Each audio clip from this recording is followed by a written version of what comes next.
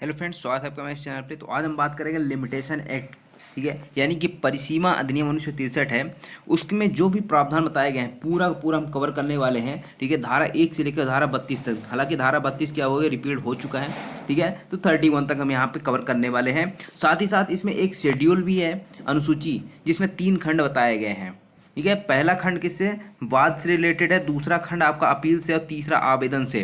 ठीक है, इन तीनों को भी हम कवर करने वाले हैं। और साथ ही साथ ये एक्ट पूरा जो है आपका लिमिटेशन एक्ट कहाँ पर लागू होता है, कहाँ पर लागू नहीं होता है, ये सारी चीज़ कवर करेंगे पूरा बेयर एक्ट के माध्यम से, एक एक सेक्शन का। ठीक है, तो बने रहेंगे एंड तक हमारे साथ। तो चलिए स्टार्ट करते हैं आज का सेशन। इस वीडियो को लाइक करें, हमारे चैनल को सब्सक्राइब कर बेल आइकन जरूर प्रेस करें हमारी न्यू वीडियो सबसे पहले देखने के लिए। तो बेयर एक्ट पढ़ने से पहले सबसे पहले कुछ बेसिक जानना जरूरी है। ठीक है, तो सबसे पहला चीज़ क्या होता है कि परिसीमा अधिनियम बनाया क्यों गया है। ठीक है, जैसे कि कोई अपराध होता है ना, तो उस अपराध के लिए आप कितने टाइम के भीतर आप क्या केस फाइल कर सकते हो, कितने टाइम के भीतर आप केस रजिस्टर्ड करवा सकते हो, इसके बारे में ये बताता है परिसीमा अधिनियम।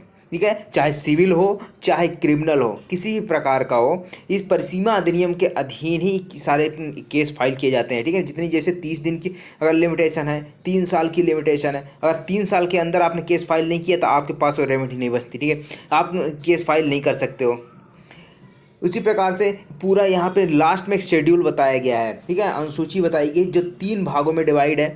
ठीक है ना, वाद के लिए, अपील के लिए और आवेदन के लिए, तीनों के लिए अलग अलग चीज़ें बताई गई, उसको भी हम लास्ट में कवर करेंगे। तो अब यहाँ पे बात करें सबसे पहले चीज़ क्या आती है आपकी, कि ये एक्ट जो है पूरा लागू कब से हुआ है। ठीक है, लागू हुआ है ये 1 जनवरी 1964 से। ठीक है, एक्ट तो कब का है, 1963 का है।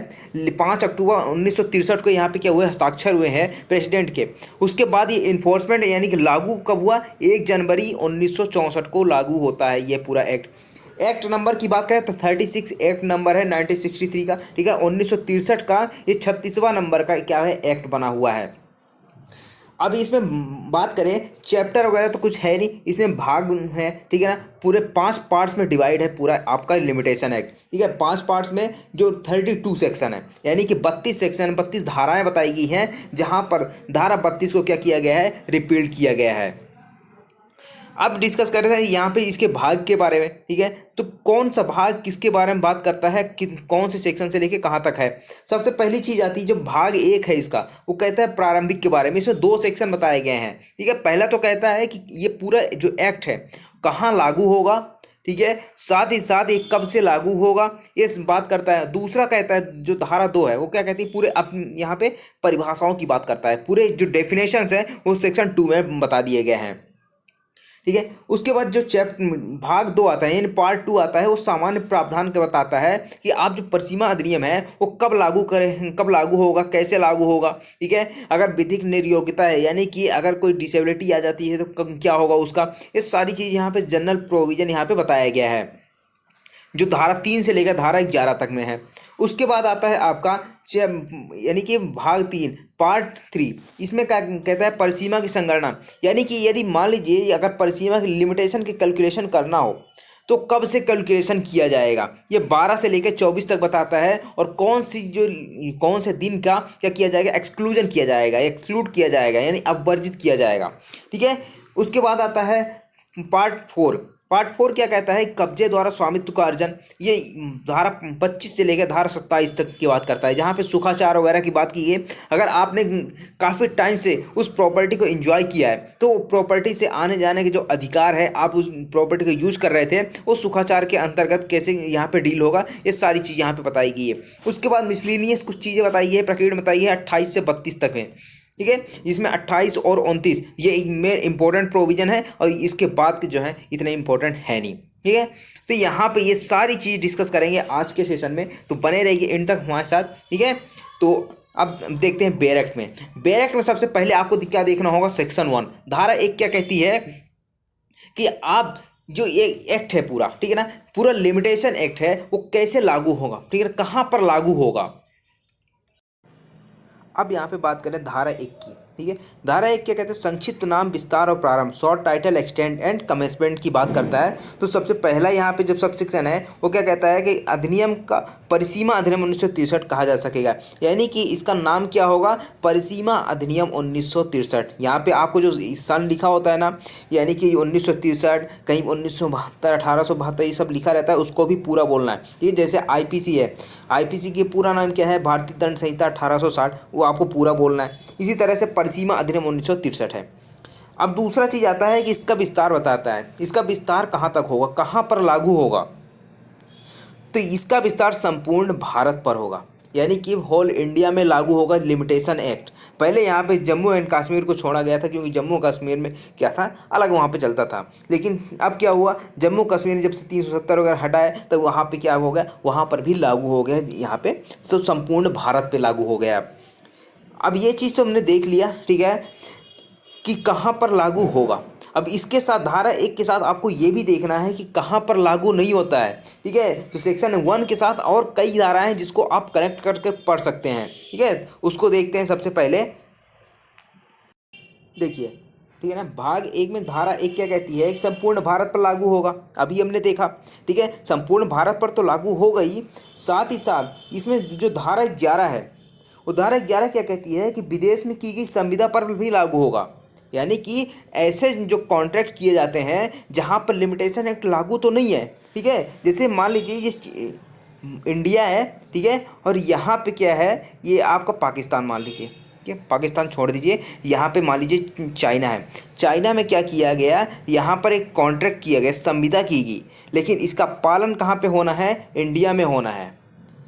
तो यहाँ पे भले ही कॉन्ट्रैक्ट कहाँ पे बना हो, यहाँ पे चाइना में बना हो, लेकिन यहाँ पे क्या होता है, जो उसका पालन है इंडिया में होना है ना, तो लिमिटेशन एक्ट इस पर अप्लाई होगी। हालांकि इसके कुछ एक्सेप्शन है, ठीक है ना, कुछ अपवाद हैं जो धारा 11 में बताई गई हैं, उसको हम आगे पढ़ने वाले हैं, ठीक है। तो ये चीज़ आप याद करना कि संपूर्ण भारत पर तो लागू हो गई, लेकिन ऐसी जगह पर भी लागू हो सकता है, ऐसी जगह पर की गई संविदा पर जहाँ पर लिमिटेशन एक्ट लागू नहीं है, ठीक है। लेकिन जो संविदा की गई थी बाहर, लेकिन उसका पालना कहाँ पे हो रहा है, यहाँ कहाँ पे, भारत के अंदर होना है, ठीक है। तो सेक्शन 11 ये हो गया। अब उसके बाद आता है कि कहाँ पर लागू नहीं होगा, ठीक है।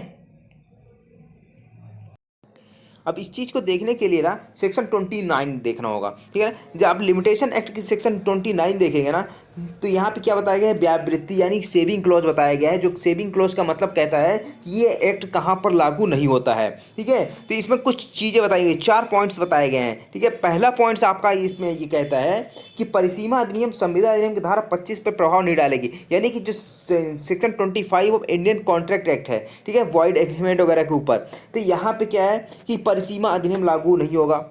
दूसरा कहता है कि अगर किसी विशेष स्थानीय विधि में अलग से परिसीमा अधिनियम की अवधि है, यानी कि अगर किसी स्पेशल लॉ में, स्पेशल लॉ या फिर लोकल लॉ, कहीं के किसी हर स्टेट के लोकल लॉ होते हैं, ठीक है, अगर उसमें कुछ लिमिटेशन अलग से बताई गई है उन केसों की, कि उन केस को किस लिमिटेशन में फाइल किया जाएगा, अगर वहाँ पे प्रावधान किया गया है, तब यहाँ पे लिमिटेशन एक्ट लागू होगा ही नहीं। दूसरी चीज़ तो ये बता दिया। और कहाँ लागू नहीं होगा, एक तो विवाह पे, ठीक है, और दूसरा विवाह विच्छेद के केस में, विवाह के केस में या और विवाह विच्छेद के केस में यहाँ पर लिमिटेशन एक्ट लागू नहीं होता। अगर आप डिवोर्स लेना चाहते हो ना, तो आप कभी भी ले सकते हो डिवोर्स, ठीक है, उसके लिए कोई लिमिटेशन नहीं बताई गई है। उसके बाद आता है 4th नंबर क्या कहता है, जहाँ सुखाचार अधिनियम लागू होता है वहाँ इसकी धारा 25 और 26 लागू नहीं होगी। अब यहाँ पे सिर्फ एक स्पेशल प्रोविजन यहाँ पे बता दिया है कि ऊपर तक बता दिया कि पूरा एक्ट लागू नहीं होगा, लेकिन यहाँ पे क्या कहता है कि जो लिमिटेशन एक्ट की धारा 25 और 26 है, कहाँ पर लागू नहीं होगी, जहाँ पर सुखाचार अधिनियम यानी ईजमेंट एक्ट लागू हो जाता है ना, वहाँ पर इसकी ये धारा अप्लाई नहीं होती है, ठीक है। यहाँ पे जो धारा 25 और 26 है ना, इसी प्रकार की धारा सुखाचार अधिनियम में धारा 15 और 16 के में शायद बताई गई है, ठीक है ना, सेम इसी तरह की है। तो यहाँ पर क्या होता है, लिमिटेशन एक्ट लागू नहीं होता है। उसके बाद एक सेक्शन और आप कनेक्ट कर सकते हैं यहाँ पर, कौन सी, धारा 10। धारा 10 क्या कहता है, न्यासियों और उनके प्रतिनिधियों के विरुद्ध वाद में लागू नहीं होगा। लिमिटेशन एक्ट कहाँ पे लागू नहीं होगा, जहाँ पे न्यासियों और उनके प्रतिनिधियों के विरुद्ध, यानी कि ए ने क्या किया, अपनी प्रॉपर्टी किसके न्यस्त कर दी, किसको, बी के नाम पे, यानी ट्रस्टी कौन हो गया, बी हो गया। अब बी ने कोई घपला किया उस चीज़ से, ठीक है ना, ट्रस्ट को लेकर कोई घपला कर दिया, जब कभी भी पता चले, तब यहाँ पे क्या होगा, उनके विरुद्ध यहाँ पे केस लगाया जा सकता है। ठीक है, यहाँ पे ऐसा कुछ लिमिटेशन नहीं बताया गया कि इतनी लिमिटेशन के बाद अब क्या करना होगा, यहाँ पे लिमिटेशन के अंदर केस फाइल करना है, ऐसा कुछ भी नहीं है। ट्रस्टी या फिर उनके प्रतिनिधि यानी बी या इसके प्रतिनिधि के विरुद्ध कभी भी आप क्या कर सकते हो, केस फाइल कर सकते हो। ये सेक्शन 10 कहती है, इस पर अप्लाई नहीं होता है। साथ ही साथ यहाँ पे आप कनेक्ट कर लो धारा 6, 7, 8। ठीक है, जो विधिक निर्योग्यता वगैरह के बारे में बात करता है, सुखाधिकारों के बारे में बात करता है, यानी प्री एम्पशन सूट में यहाँ पे अप्लाई नहीं होता है। उसके 16(3) में भी कुछ एक्सेप्शन बताए गए हैं, कहाँ पर लागू नहीं होगा। सेक्शन 9 में भी इसी तरह के बताएंगे, आगे हम इसको पढ़ने वाले हैं। ठीक है, तो यहाँ पे आप देख सकते हो कहाँ पर लागू होगा लिमिटेशन एक्ट, कहाँ पर लागू नहीं होता है। अब यहाँ पे एक चीज़ और आप नोट कर लीजिए। ठीक है, सेक्शन 4 में 2 मैगजीम है।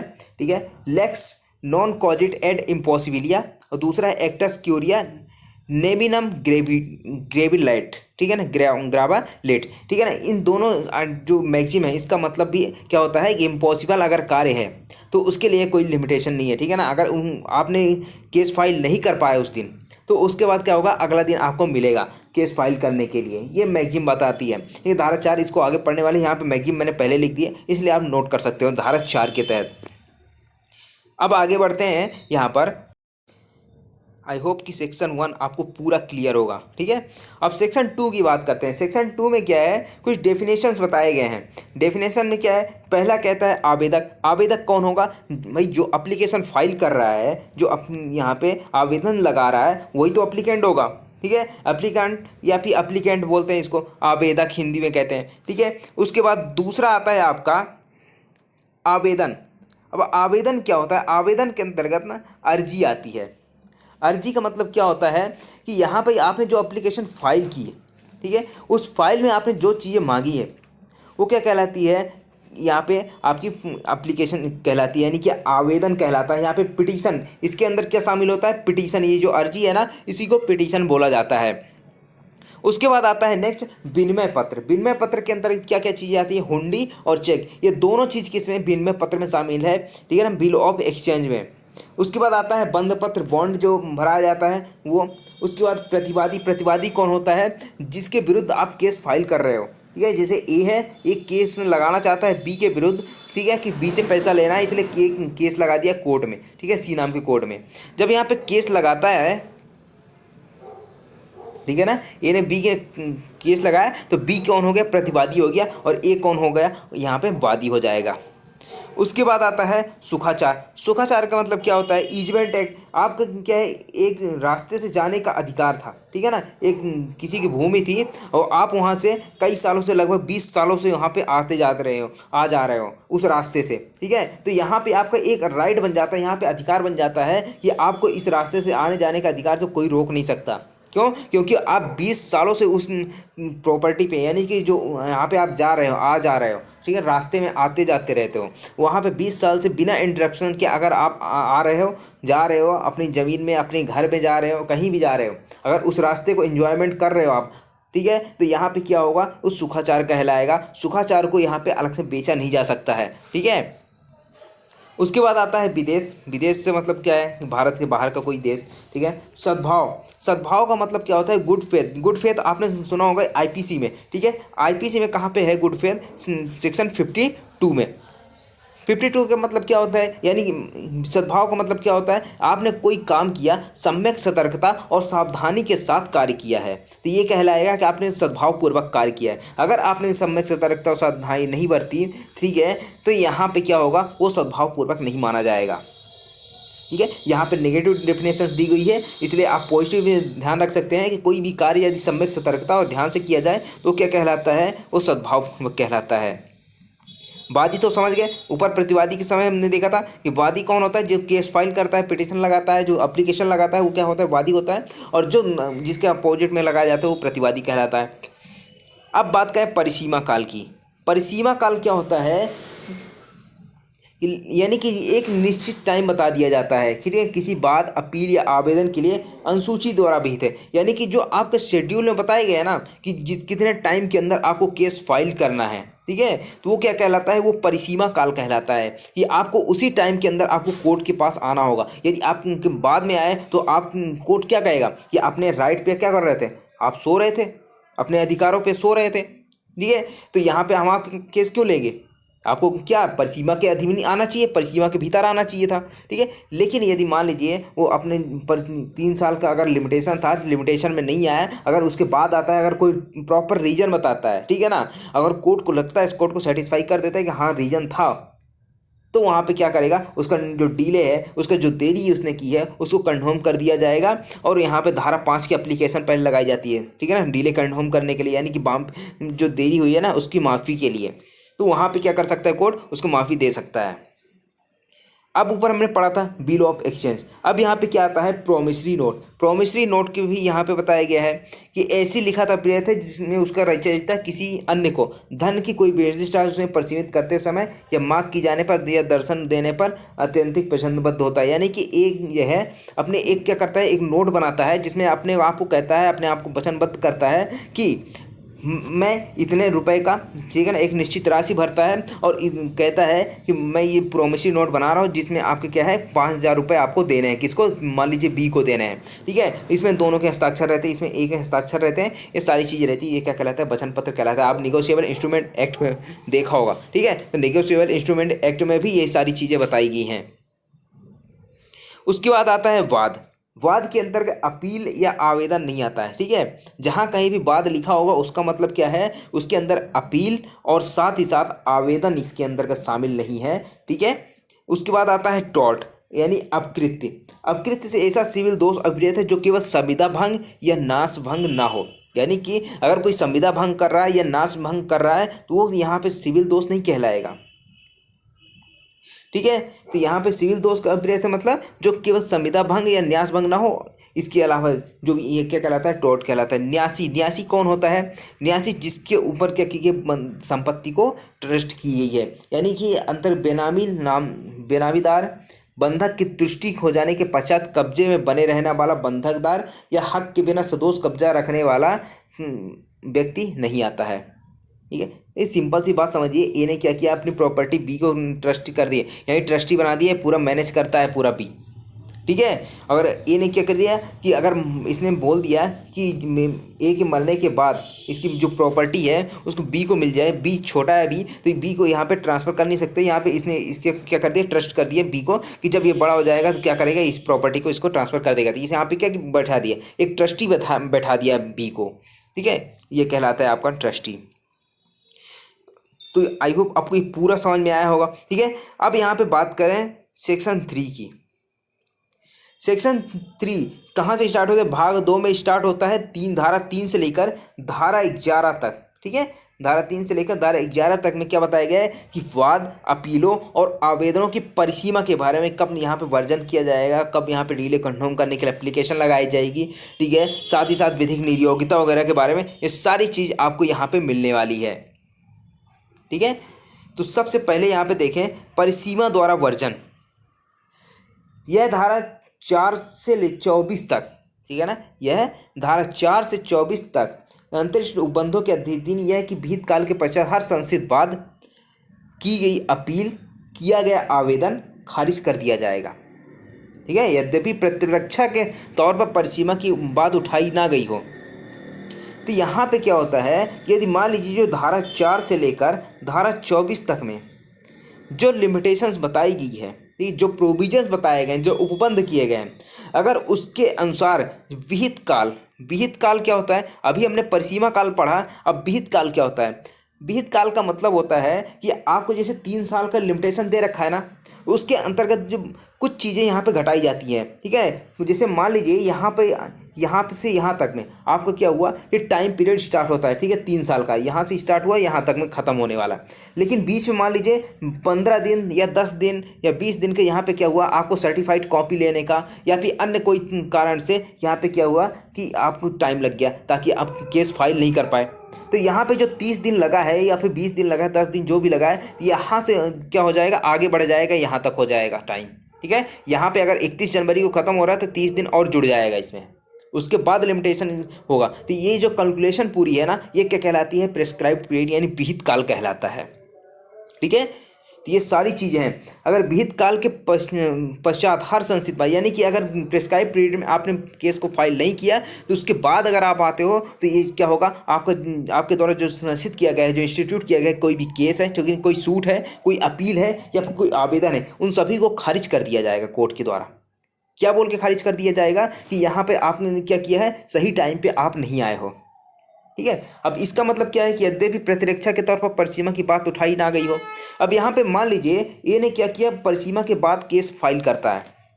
ठीक, 3 साल की लिमिटेशन थी, 3 साल के बाद आता है, यहाँ पे चौथे साल में आता है यहाँ पे केस फाइल करने बी के खिलाफ। अब मान लीजिए बी, भले ही बी क्या कर सकता है, इसको यहाँ पे डिफेंस के तौर पे यूज कर सकता है कि भैया ये क्या है, ए 3 साल के बाद आया, लिमिटेशन पीरियड तो खत्म हो गई है, तो केस फाइल कर नहीं सकता। अब मान लीजिए इसने बी ने ये क्या है, ऐसे डिफेंस में ऐसे क्वेश्चन को नहीं उठाया, फिर भी यहाँ पे कोर्ट की ड्यूटी बनती है कि ये देखे कि लिमिटेशन पीरियड के अंदर केस आया है कि लिमिटेशन पीरियड के बाहर। ठीक है, तो अगर लिमिटेशन पीरियड के बाहर है तो यहाँ पे क्या कर दिया जाएगा, केस को खारिज कर दिया जाएगा, भले ये क्या नहीं किया हो, अपोजिट पार्टी के द्वारा डिफेंस में ऐसे क्वेश्चन को ऐसी बात उठाई ना गई हो। ठीक है, तो ये क्या कहलाता है, प्रेस्क्राइब पीरियड। प्रेस्क्राइब पीरियड के अंदर ही आपको क्या करना होगा, यहाँ पे केस को फाइल करना होगा। अब दूसरा सबसेक्शन क्या कहता है कि इस अधिनियम के प्रयोजन के लिए यह कि वाद की संस्थिति, यानी कि जो वाद संस्थित किया जा रहा है वो कब माना जाएगा, यानी कि अगर आपने इंस्टीट्यूट किया, ठीक है ना, अगर आप कहते हो लिमिटेशन के अंदर ही हमने फाइल किया था, तो ये फाइलिंग कब मानी जाएगी, कि बात कब संस्थित माना जाएगा, ये बात कहता है। तो पहला तो कहता है मामूली दशा में तब होती है जब वाद पत्र उचित ऑफिसर के समक्ष उपस्थित किया जाता है, यानी कि जब केस फाइल होता है, जैसे सिविल कोर्ट में आप जाते हो केस फाइल करते हो, तो सबसे पहले क्या होता है, एक ऑफिसर के समक्ष यहाँ पे केस फाइल किया जाता है। उसके बाद जब ऑफिसर के समक्ष फाइल किया जाता है तो यहाँ से कहा जाता है कोर्ट में जाता है। ठीक है, तो जब यहाँ पे आपने ऑफिसर के समक्ष फाइल कर दी, जहाँ पंजीयन कार्यालय होता है, रजिस्ट्रेशन कार्यालय होता है, जहाँ पे केस की रजिस्ट्री होती है, ठीक है ना, वहाँ पे आपने क्या कर दिया, पेश कर दिया था, ऐसा माना जाएगा कि आपने क्या किया है, केस को फाइल कर दिया है। मान लीजिए ये आपने केस फाइल के 3 साल के लिमिटेशन थी और 3 साल के आखिरी दिन पे आपने क्या किया, यहाँ पे केस फाइल कर दिया ऑफिसर के समक्ष, लेकिन कोर्ट में केस पहुँचा उसके दूसरे दिन, ठीक है, जब आपकी लिमिटेशन ख़त्म हो गई, तो आपने क्या किया, लिमिटेशन के अंदर फाइल किया कि लिमिटेशन के बाद, तो आपने फाइल तो कर दिया था ना, लिमिटेशन में ही तो आप फाइल किया, भले आखिरी दिन आए हो, लेकिन आपने क्या किया, वाद पत्रों को उचित ऑफिसर के समक्ष उपस्थित कर दिया है, प्रेजेंट कर दिया। जिस दिन आपने प्रेजेंट किया उसी दिन मान लिया जाता है कि आपने क्या कि वाद को संस्थित कर दिया है।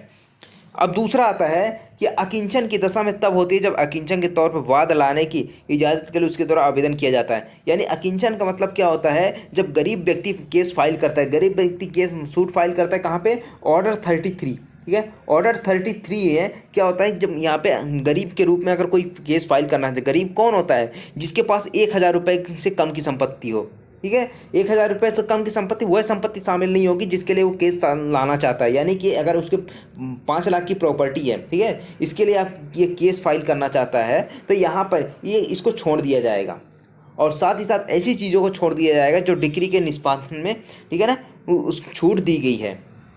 उसके अलावा यदि मान लीजिए उसके पास 1000 रुपये से अधिक की संपत्ति नहीं हो तो गरीब माना जाता है। और वो गरीब के रूप में ऐसे ही नहीं कि कोई भी जाए कोर्ट में कहते कि गरीब के रूप में केस फाइल करना है मुझे मैं कोर्ट फीस नहीं दे सकता हूँ, ठीक है, ऐसा कुछ भी नहीं है न्यायालय, ऐसा नहीं तुरंत यहाँ पे केस फाइल हो जाएगा।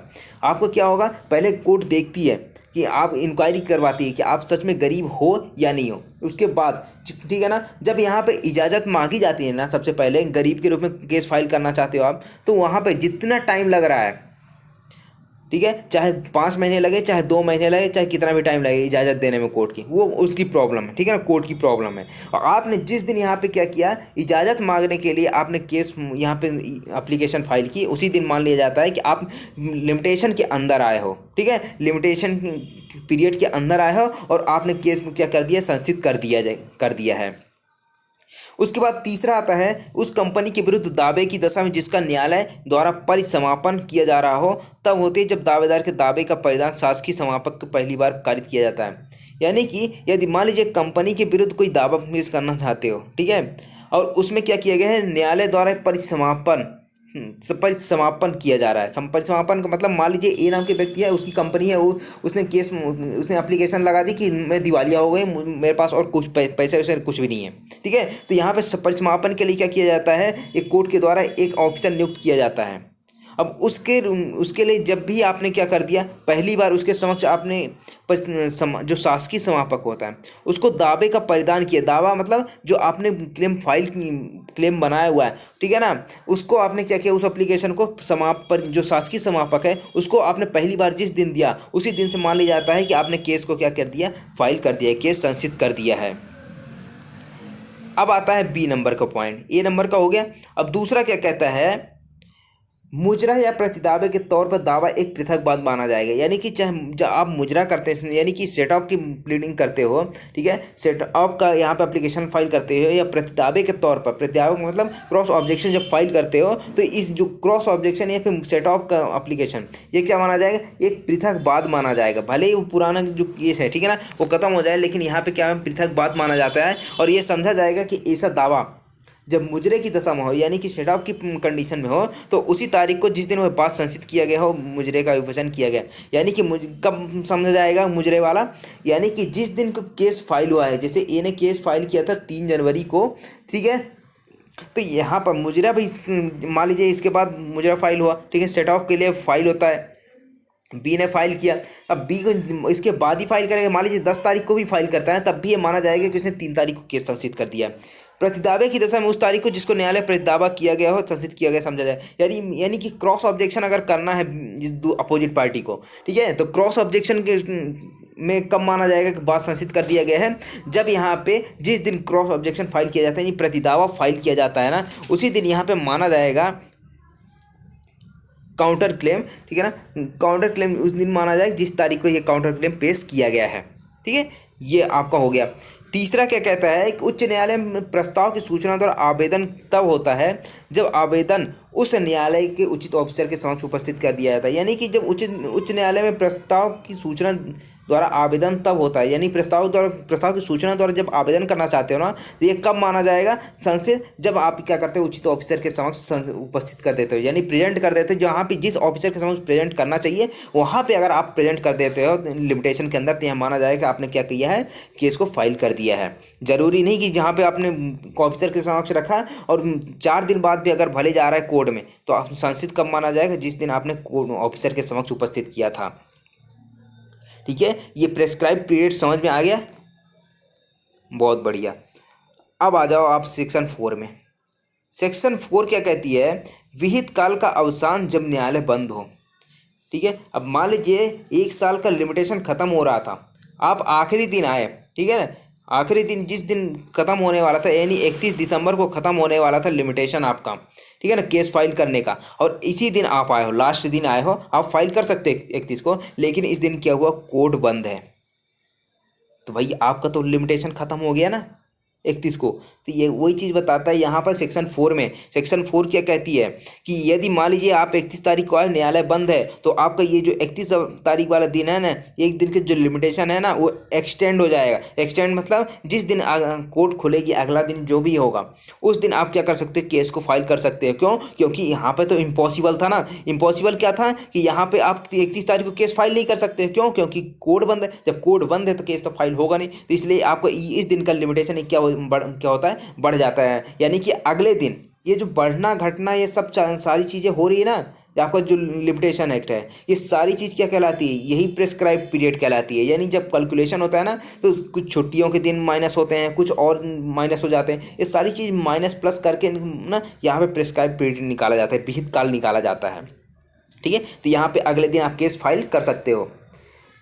तो जहाँ किसी वाद, अपील या आवेदन के लिए विहित काल का अवसान के किसी ऐसे दिन होता है जिस दिन न्यायालय बंद हो, यानी कि लिमिटेशन आपका किस दिन खत्म हो रहा है, जब न्यायालय बंद हो जिस दिन, तो वहाँ पे उस दिन बाद संसित किया जा सकेगा, अपील की जा सके या आवेदन किया जा सके जिस दिन न्यायालय फिर खुले।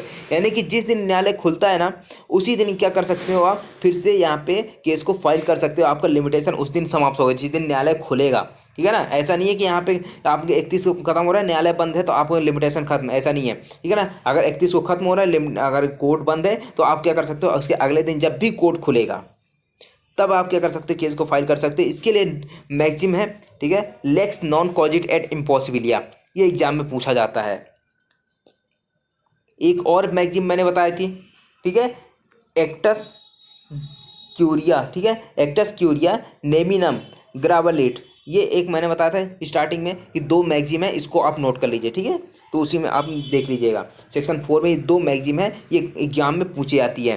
प्री में पूछी गई यहाँ पे है कि लेक्स नॉन कॉजिट इम्पॉसिबिलिया, ठीक है, इसके लिए यहाँ पे आप पढ़ सकते हो। अब आ जाता है आपका सेक्शन 5। सेक्शन 5 इंपॉर्टेंट सेक्शन है, ठीक है। सेक्शन 5 क्या कहता है कि अगर आप लिमिटेशन पीरियड के अंदर नहीं आए, ठीक है, प्रेस्क्राइब पीरियड के अंदर अगर आप नहीं आते हो तो आप क्या करोगे, आप आओगे तो सही, केस तो फाइल करना है, अगर आपका अधिकार है आपको केस फाइल करना है, आपको आपने जैसे मान लीजिए प्रॉपर्टी किसी ने कब्जा किया, ठीक है, उसके बाद आपको खाली करवाना है, लिमिटेशन के अंदर नहीं आए, बाद में आए तो आपको कब्जा तो चाहिए।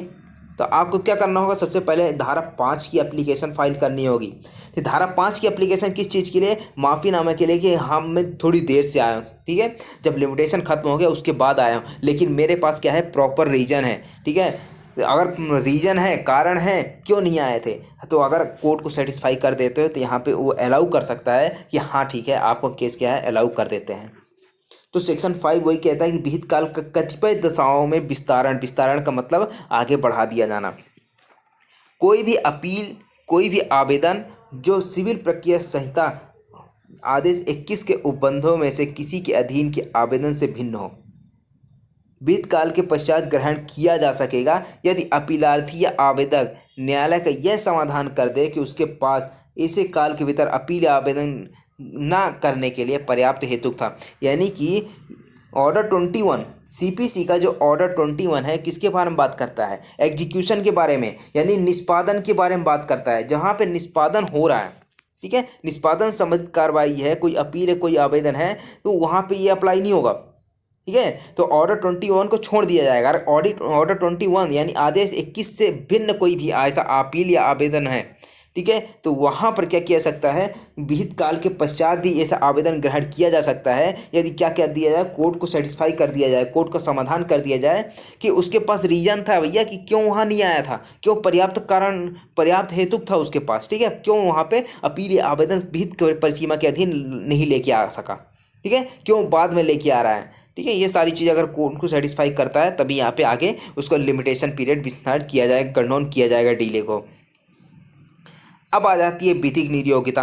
विधिक नियोगिता आपका धारा 6, 7 और 8 में आप पढ़ सकते हो, तीनों में, ठीक है, कनेक्ट कर सके। तो यहाँ पे धारा 6 क्या कहती है, विधिक नियोगिता मतलब लीगल डिसेबिलिटी, जहाँ कोई ऐसा व्यक्ति जिससे वाद संसित करने या किसी डिक्री के निष्पादन के लिए आवेदन करने का हक हो, उस समय जब विहित काल की गणना की जानी थी अप्राप्त या पागल या जड़ हो, वहाँ उसकी नियोगिता का अंत होने के पश्चात वह उतने ही काल के भीतर वाद संसित आवेदन कर सके जितना अन्यथा अनुसूची के तीसरे स्तंभ में तदर्थ विनिर्दिष्ट या अनुज्ञात है। अब तीसरा खंड क्या कहता है, ये अपील के बारे में बात करता है ना, अपील वाद वगैरह संसित करने के बारे में। मान लीजिए अब यहाँ पे क्या होता है, ए फाइल करना चाहता है केस बी के खिलाफ, ठीक है, बी के खिलाफ आप केस फाइल करना चाहता है, लेकिन ए क्या है, अभी माइनर है। माइनर का मतलब अभी छोटा है, मान लीजिए 15 साल का है। लिमिटेशन कितनी है, लिमिटेशन 3 साल की है, ठीक है। तो 15 साल अगर ये माइनर है तो केस तो फाइल कर नहीं सकता, ये लीगल डिसेबिलिटी है, ठीक है। तो जब ये 18 साल का हो जाएगा, ठीक है, कौन, ए, जब 18 साल का हो जाएगा तो ये लिमिटेशन इसकी कहाँ से स्टार्ट होगी, जिस दिन 18 साल का होगा उसी तारीख से ये क्या होगा, 3 साल का लिमिटेशन पीरियड स्टार्ट हो जाएगा, ठीक है। तो 18 से 19, 19 से 20, 20 से 21, तो 18 से 21 तक का इसके पास टाइम रहेगा कि वो केस को फाइल कर सके बी के खिलाफ, ठीक है। तो ये 3 साल कहाँ से कैलकुलेट होगा, ये जब से 18 साल का कंप्लीट हो जाएगा, यानी कि मेजर हो जाएगा। तो ये 15 साल में माइनर है, तो 15, 3, 18, तो इसे भी लिमिटेशन खत्म हो जाएगा फिर, ठीक है। इसलिए इसको क्या किया गया, विधिक नियोगिता के तहत माना गया है कि उसको लीगल डिसेबिलिटी है। जब उसको लीगल डिसेबिलिटी यानी कि अगर मान लीजिए पागल भी है, ठीक है, शरीर से बिल्कुल हट्टा कट्टा है, ठीक है, और उसको अब वहाँ पे क्या है, मेंटली वो क्या है, पागल, मेंटली वो समझता ही नहीं है कुछ भी चीज़ें, पागल टाइप का है, टाइप का नहीं मतलब पागल ही है, तो क्या होगा, अगर 20 साल का भी होगा तब भी वो केस फाइल नहीं कर सकता। क्यों? क्योंकि उसको लीगल डिसेबिलिटी है। ठीक है, तो जब ये पागलपन ठीक हो जा तभी यहाँ पे क्या कर सकता है, उसका लिमिटेशन स्टार्ट होगा। उसके बाद आता है आपका सेकंड क्लॉज। सेकंड क्लॉज क्या कहता है कि जहाँ की ऐसा व्यक्ति उस समय जब विहित काल की गणना की जानी है ऐसी दो नियोग्यताओं से ग्रस्त है, यानी कि उसको एक डिसेबिलिटी नहीं है, उसको दो दो डिसेबिलिटी है, दो दो नियोग्यता है। ठीक है, अथवा जहाँ की वह अपनी नियोग्यता का अंत होने के पूर्व किसी दूसरी नियोग्यता, यानी कि मान लीजिए यह क्या हो, माइनर था, ठीक है ना, 18 साल से कम का था, 16 साल का था, लेकिन जब यहाँ पे 16 साल से क्या हुआ कि माइनर हुआ, मतलब मेजर होने ही वाला था। ठीक है, पहली डिसेबिलिटी क्या थी कि वो माइनर था, इसलिए केस फाइल नहीं कर पाया। लेकिन यह जब 18 साल का होने वाला था, लेकिन उससे पहले ही मान लीजिए 17 साल 6 महीने में, ठीक है, 17 साल 6 महीने को, वो 6 महीने उसको बचे थे मेजर होने में, तो वहाँ पे 6 महीने बचे थे ना, तो उसके पहले ही क्या हो जाता है, वो पागल हो जाता है। ठीक है, अब भाई पागल हो गया तो फिर से डिसेबिलिटी आ गई, तो जब तक पागल रहेगा तब तक वो डिसेबल रहेगा, वो केस फाइल नहीं कर सकता किसी के विरुद्ध। जब उसके पागलपन दूर हो जाएगा, यानी कि या फिर जब भी उसकी नियोग्यता जो डिसेबिलिटी है उसको वो दूर हो जाती है, तब उसका क्या होगा, लिमिटेशन पीरियड स्टार्ट होगा। ठीक है, चाहे एक डिसेबिलिटी चाहे दो डिसेबिलिटी, जब तक उसको डिसेबिलिटी है तब तक यहाँ पे केस फाइल नहीं कर सकता है वो। तीसरा क्या कहता है, जब यहाँ की नियोग्यता उस व्यक्ति की मृत्यु तक बनी रहे, वहाँ विधिक प्रतिनिधि उसकी मृत्यु के पश्चात उतने ही काल के भीतर बाद संस्थिति आवेदन कर सके जितने के। अब मान लीजिए ए नाम का व्यक्ति है, अब ये क्या होता है, ये पागल रहता है। ठीक है, पागल रहता है, इसको बी के खिलाफ राइट है। ठीक है, राइट किस चीज़ का है, केस फाइल करने का, लेकिन क्या है कि ये पागल रहता है, इसका अंत तक पागल रहता है, ये मर जाता है ए। उसके बाद इसका जो विधिक प्रतिनिधि है ना बी, ठीक है, तो बी क्या कर सकता है, ए यानी कि मान लीजिए इसको सी मान लीजिए, तो बी क्या कर सकता है, सी के खिलाफ केस फाइल कर सकता है। किसके बिहाफ पे, ए के बिहाफ पे। क्यों? क्योंकि ए का विधिक प्रतिनिधि कौन है, बी है। ठीक है, तो बी क्या कर सकता है, केस को फाइल कर सकता है सी के विरुद्ध। ठीक है, तो इसका लिमिटेशन कब से स्टार्ट होगा, जब ए की मृत्यु हो जाएगी ना, तो जब यहाँ पे बी क्या हो, मेजर भी होना चाहिए। ठीक है, तो और साथ ही साथ यहाँ पे पागल नहीं होना चाहिए, तब यहाँ पे लिमिटेशन स्टार्ट हो जाएगी। तो अगर 3 साल की है तो यहाँ पे स्टार्ट हो जाएगी 3 साल की। 3 साल के अंदर क्या कर सकता है, बी सी के खिलाफ यहाँ पे केस फाइल कर सकता है। अब फोर्थ पॉइंट आता है, क्या कहता है, जहाँ के उपधारा 3 में निर्दिष्ट विधिक प्रतिनिधि जिस व्यक्ति का वह प्रतिनिधित्व करता है उसकी मृत्यु की तारीख से ऐसी नियोग्यता से ग्रस्त हो, वहाँ उपधारा 1 और 2 में अंतर्विष्ट नियम लागू हों। अब मान लीजिए ए तो पागल था, ठीक है ना, अंत तक ये मर गया। अब यहाँ पे इसका जो विधिक प्रतिनिधि था वो माइनर है, माइनर है यानी कि 18 साल से कम का है, तो उसको क्यों, कौन से प्रोविजन, जो उपधारा 1 और 2 में अपन ने पढ़ा था ना, तो वही चीज़, वही प्रोविजन उसके विधिक प्रतिनिधि के ऊपर भी लागू हो जाएगा। ठीक है, आया समझ में इतना, विधिक नियोग्यता क्या होती है। अब यहाँ पे आ जाइए आप,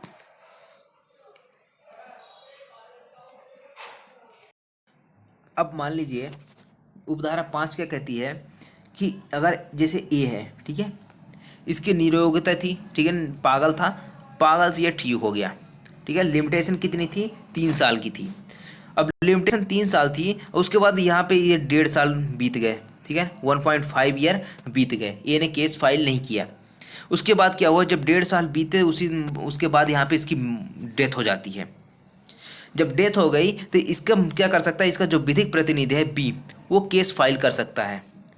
लेकिन इसके पास टाइम कितना बचेगा, बी के पास केस फाइल करने के लिए सिर्फ 1.5 साल ही बचेगा। ठीक है ना, क्योंकि 1.5 साल तो इसके पास था ना केस फाइल करने के लिए, तो केस फाइल नहीं कर पाया और किया ही नहीं। और उसके बाद यहाँ पे क्या होता है कि ये केस फाइल करना चाहता है, तो इसके पास सिर्फ 1.5 ईयर ही बचेंगे, 1.5 साल, ना कि पूरे के पूरे 3 साल इसके मौत से। ठीक है, तो यहाँ पे 1.5 साल ही बचेंगे। अब उसके बाद आता है स्पष्टीकरण, इस धारा के प्रयोजन के लिए अप्राप्तता के अंतर्गत गर्भस्थ आपत्ति आता है। अप्राप्त यानी माइनर कौन कहलाएगा, यानी गर्भस्थ आपत्ति यानी जो गर्भ में है ना, वो भी क्या कहलाएगा, माइनर ही कहलाएगा। ठीक है, तो माइनर इस धारा के अंतर्गत माइनर कौन होगा, जो गर्भ में है ना, वो भी माइनर कहलाएगा। अब आता है धारा 7। धारा 7 क्या कहती है कि कई व्यक्तियों में से एक की नियोग्यता, यानी कि व्यक्ति तो कई हैं, ठीक है, लेकिन उनमें से कोई एक नियोग्य, जिसमें एक नियोग्यता है। ठीक है, डिसेबिलिटी किसको है, किसी एक को है। जहाँ की वाद संस्थित करने या डिक्री के निष्पादन के लिए आवेदन करने के लिए संयुक्ततः हकदार व्यक्तियों में से कोई एक ऐसी नियोक्ता के अधीन हो और उस व्यक्ति की सहमति के बिना उन्मोचन दिया जा सकता हो, वहाँ उन सब के विरुद्ध समय का चलना आरंभ हो जाएगा। ठीक है, अब मान लीजिए 4 लोग हैं। ठीक है, अब 4 लोगों को क्या है, इन सभी के द्वारा संयुक्त रूप से यहाँ पे केस फाइल करना है। ठीक है, 3 साल के अंदर।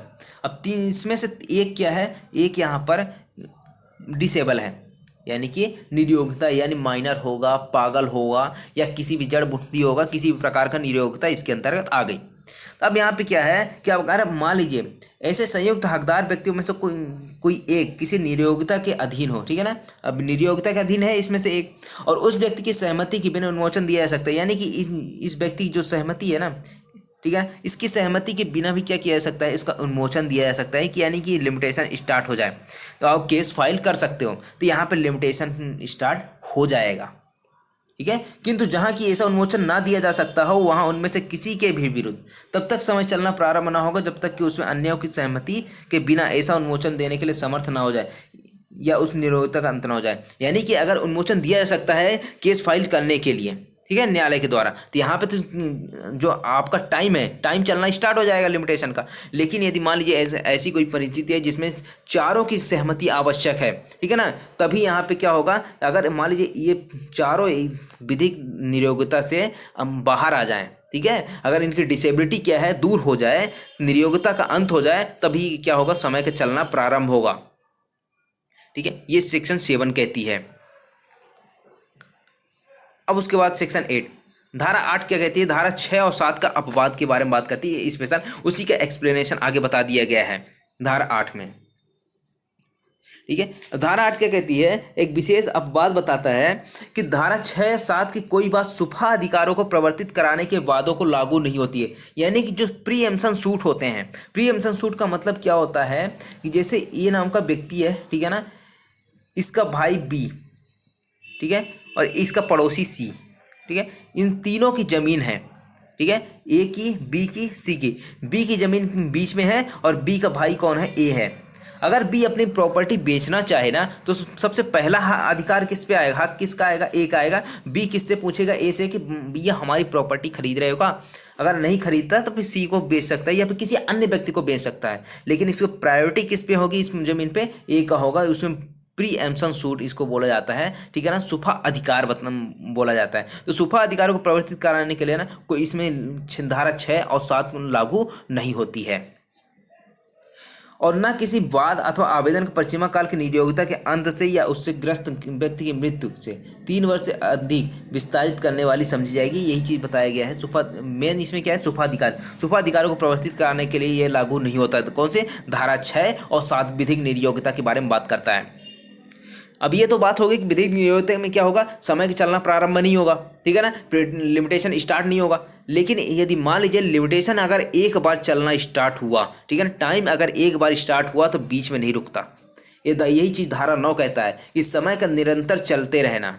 जहाँ की एक बार समय का चलना प्रारंभ हो जाए, वहाँ वाद संचित करने, आवेदन करने की किसी भी पार्श्विक निरयोग्यता अयोग्यता से वह नहीं रुकता। यानी कि अगर आप क्या हुआ कि ए नाम का व्यक्ति था, इसको 3 साल के अंदर केस फाइल करना था, तो यहाँ पे केस फाइल कर सकता है, ठीक है। अब मान लीजिए यहाँ पे स्टार्ट तो हो गया उसका टाइम, लेकिन बीच में यहाँ पे पागल हो गया वो, ठीक है, केस फाइल 3 साल का था ना, 1 साल यहाँ पे बीत गया और 1 साल के बाद यहाँ पे क्या हो जाता है, वो पागल हो जाता है। तो यहाँ पे क्या होगा, उसका जो विधिक निरयोग्यता है ना, उससे कोई फर्क नहीं पड़ता। आपके पास तो 1 साल था ना, ठीक है ना, उसके बाद आपका 1 साल और बचेगा, ठीक है ना। अगर 1 साल पागल रहे बीच में, उससे कोई फर्क नहीं पड़ता। यहाँ पे अयोग्यता निरयोग्यता कोई भी चीज़ आ जाए, आपको यहाँ पे समय रोक नहीं सकती, ठीक है। तो अगर आपका एक बार टाइम चलना स्टार्ट हो गया, लिमिटेशन चलना स्टार्ट हो गया, तो वो नहीं रुकेगा। परंतु इसका भाई अपवाद तो सारी जगह होते हैं, तो अपवाद यहाँ भी है इसका। परंतु जहाँ किसी लेनदार की संपदा का प्रशासन पत्र उसके ऋणी को अनुदत्त कर दिया गया है, ठीक है, वहाँ ऐसे ऋण को वसूल करने के बाद परिसीमा का चलते रहना तब तक निलंबित रहेगा जब तक कि प्रशासन चलता रहेगा। यानी कि ए ने क्या किया है, जो क्रेडिटर होता है, ठीक है, अब मान लीजिए ए ने क्या किया है, बी को ऋण दिया है, ठीक है। अब यहाँ पे कोर्ट के द्वारा क्या क्या दिया गया, प्रशासन पत्र, यानी कि इसकी जो संपदा थी, इसकी जो संपदा थी उसको प्रशासन करने का अधिकार किसको दे दिया गया है, बी को दे दिया है, कोर्ट के द्वारा। तो यहाँ पे जब तक इसके द्वारा प्रशासन चलता रहेगा ना, तब तक यहाँ पे क्या है कि लिमिटेशन स्टार्ट नहीं, लिमिटेशन सस्पेंड रहेगा। ठीक है, कब तक, जब तक वह प्रशासन पत्र के द्वारा डीडी को क्या किया गया है, कोर्ट के द्वारा अनुदत्त किया गया है कि ताकि वो प्रशासन कर सके उसकी स्टेट में, स्टेट का मतलब इसकी प्रॉपर्टी में। ठीक है, तब तक यहाँ पे लिमिटेशन क्या होगा, सस्पेंड रहेगा। उसके बाद आता है सेक्शन 10। सेक्शन 10 क्या कहता है, न्यासियों तथा उनके प्रतिनिधियों के विरुद्ध वाद। जब आप क्या कर सकते हो, जो यहाँ पे ए ने क्या किया, अपनी प्रॉपर्टी न्यस्त की, किसको, बी को ट्रस्टी बना दिया है। तो ट्रस्टी ने क्या किया, कुछ वहाँ पे गपला घोटाला कर दिया उसके में। तो यहाँ पे क्या है कि जब भी चाहे तो यहाँ पे इसके विरुद्ध क्या कर सकता है, बी के विरुद्ध यानी ट्रस्टी के विरुद्ध यहाँ पे केस फाइल कर सकता है। इसमें लिमिटेशन लागू नहीं होगी। ठीक है, यही ये बात करता है कि इस अधिनियम के पूर्वगामी अनुबंधों के अंतर्गत किसी बात को होते हुए किसी ऐसे व्यक्ति के विरुद्ध जिसमें संपत्ति किसी निर्दिष्ट प्रयोजन के लिए न्यास निहित हुई हो। ठीक है, न्यास निहित मतलब बी को मिली प्रॉपर्टी अथवा उसके विधिक प्रतिनिधि समुदेशियों को विरुद्ध, यानी कि अगर बी को प्रॉपर्टी मिली थी, उसके बाद सी उसमें ट्रस्टी बना हुआ है, इसका जो विधिक प्रतिनिधि है सी, ठीक है ना, वो ट्रस्टी बना हुआ है, तो इसके खिलाफ भी क्या किया जा सकता है, एक केस फाइल कर सकता है, जब चाहे तब कर सकता है। इसमें कोई लिमिटेशन नहीं है, कितना भी समय बाद का कितना भी समय बीत जाए, इससे कोई फर्क नहीं पड़ता। वो क्या कर सकता है, संपत्ति के लेखा जोखा जो आगम है, उसके जो भी इनकम वगैरह थी उस प्रॉपर्टी से, उन सभी के बारे में क्या कर सकता है, केस फाइल कर सकता है। अब आता है सेक्शन 11। अब सेक्शन 11 क्या कहता है कि जहां पर लिमिटेशन एक्ट लागू नहीं है ना, वहां पर भी क्या होगा, इस लिमिटेशन एक्ट लागू हो जाएगी। यानी कि जहां पर लिमिटेशन एक्ट लागू नहीं था, वहां पे आपने संविदा कर ली, ठीक है ना, उस स्थान में जाके संविदा की, और तो वहां पर भी लिमिटेशन एक्ट लागू हो सकता है। ठीक है, जम्मू कश्मीर राज्य या विदेश में की गई संविधाओं के आधार पर, जम्मू कश्मीर राज्य यहाँ पर भी हटाना चाहिए था, लेकिन अभी हटाया नहीं है। ठीक है, तो यहाँ पे विदेश में अगर कोई संविदा की जाती है जिन पर इस अधिनियम का विस्तार है, ठीक है, उन संविधाओं के आधार पर उन राज्य क्षेत्रों में जिन पर अधिनियम का विस्तार संशोधित किए गए बाद अधिनियम में अंतर्विश्व परिसीमा विषयक नियमों के अधीन हो गए। यानी कि विदेश में तो आपने संविदा की, ठीक है ना, जैसे अमेरिका है, ठीक है ना, अमेरिका में आपने संविदा की, लेकिन उस जो केस चल रहा है ना, केस फाइल हुआ है इंडिया में, अगर इंडिया में केस फाइल हुआ है तो उस संविदा के आधार पर क्या किया सकता है, जो भंग हुई संविदा वगैरह, उसके लिए लिमिटेशन एक्ट लागू हो जाएगी। या फिर यहाँ पे क्या हुआ, इसका पालना हुआ हो इंडिया में, या फिर इंडिया में उसको केस चलाया जा रहा हो संविदा भंग का। ठीक है, पार्टी मान लीजिए यहाँ की इंडिया की है, ठीक है, एक इंडिया की है और दूसरी पार्टी अमेरिका की है, अगर केस में यहाँ पे संशोधित किया गया है कॉन्ट्रैक्ट ब्रीच का, तो लिमिटेशन एक्ट यहाँ पे लागू हो जाएगा। ठीक है, ये चीज़ होगी। अब दूसरा कहता है कि जम्मू कश्मीर राज्य या किसी विदेश में प्रवृत्त परिसीमा विषयक कोई भी नियम उस राज्य या विदेश में की गई संविदा पर आधारित बाद में जो उक्त राज्य क्षेत्रों में संशोधित किया गया हो, तब के सिवाय प्रतिरक्षण ना होगा। यानी कि यहाँ पे लिमिटेशन कब लागू नहीं होगा, जब मान लीजिए अमेरिका में किया गया था ना, अमेरिका में जो लिमिटेशन एक्ट थी, उस लिमिटेशन एक्ट के तहत उस संविदा को क्या कर दिया गया, निर्वापित कर दिया गया है, टर्मिनेट कर दिया गया है कि टर्मिनेट ना हो संविदा। ठीक है ना, यानी टर्मिनेट कर दिया गया उस संविदा को, तो यहाँ पे लिमिटेशन एक्ट लागू नहीं होगा। दूसरा, पक्षकार इसे नियमदार विहित काल के दौरान उस राज्य या विदेश के अधिवासी थे। यानी कि जब यहाँ पे पक्षकार जो हैं, ठीक है, ऐसे नियम विहित काल के दौरान जब प्रेस्क्राइब पीरियड थी, उस दौरान क्या थे, उस राज्य या विदेश के क्या थे, अधिवासी थे। जो पार्टी है, जो पक्षकार है, उसी राज्य के अधिवासी थे, यहाँ के नहीं थे, इंडिया के नहीं थे, तब यहाँ पे अप्लाई नहीं होगा। ये एक्सेप्शन कुछ बता दिया गया है। अब भाग 3 आता है। भाग 3 क्या कहता है, परिसीमा काल की संगणना। अब यहाँ पे जो कैलकुलेशन होगी ना, वो कैलकुलेशन क्या कैसे किया जाएगा, जो कुछ टाइम है यहाँ पे एक्सक्लूड किया जाए, एक्सक्लूड अब वर्जन, अब वर्जन का मतलब क्या होता है, वो चीज़ आपको छोड़ देना। ठीक है, कुछ टाइम यहाँ पे आपको छोड़ देना। अब वर्जन का सीधा सीधा अभी मतलब समझिए, जैसे मान लीजिए 1 तारीख यहाँ पे है, ठीक है, यहाँ से स्टार्ट होता है लिमिटेशन आपका, और यहाँ पे जाके यहाँ पे ख़त्म होता है। लेकिन यहाँ पे क्या हुआ, कुछ टाइम यहाँ पे आपका क्या किया दिया जाएगा, एक्सक्लूड। मान लीजिए 10 दिन का यहाँ पे क्या हुआ, टाइम लग गया आपको सर्टिफाइड कॉपी लेने में, या फिर आपको इजाज़त लेना, अगर किसी भी स्टेट गवर्नमेंट से इजाज़त लेनी है कि या किसी भी चीज़ से सूट फाइल करने के लिए, तो उसमें जो लगा समय है, ठीक है, मान लीजिए स्टेट गवर्नमेंट से आप परमिशन लेते हो किसी केस फाइल करने के लिए, स्टेट गवर्नमेंट के केस में, ठीक है, तो सूट फाइल करने के लिए, तो वहाँ पे मान लीजिए 2 महीने का टाइम लगा, तो यहाँ पे जो 2 महीने का टाइम लगा है ना, ये 2 महीने एक्सटेंड हो जाएगा, एक्सक्लूड कर दिया जाएगा। एक्सक्लूड का मतलब अब यहाँ पे आगे 2 महीने चलेगा।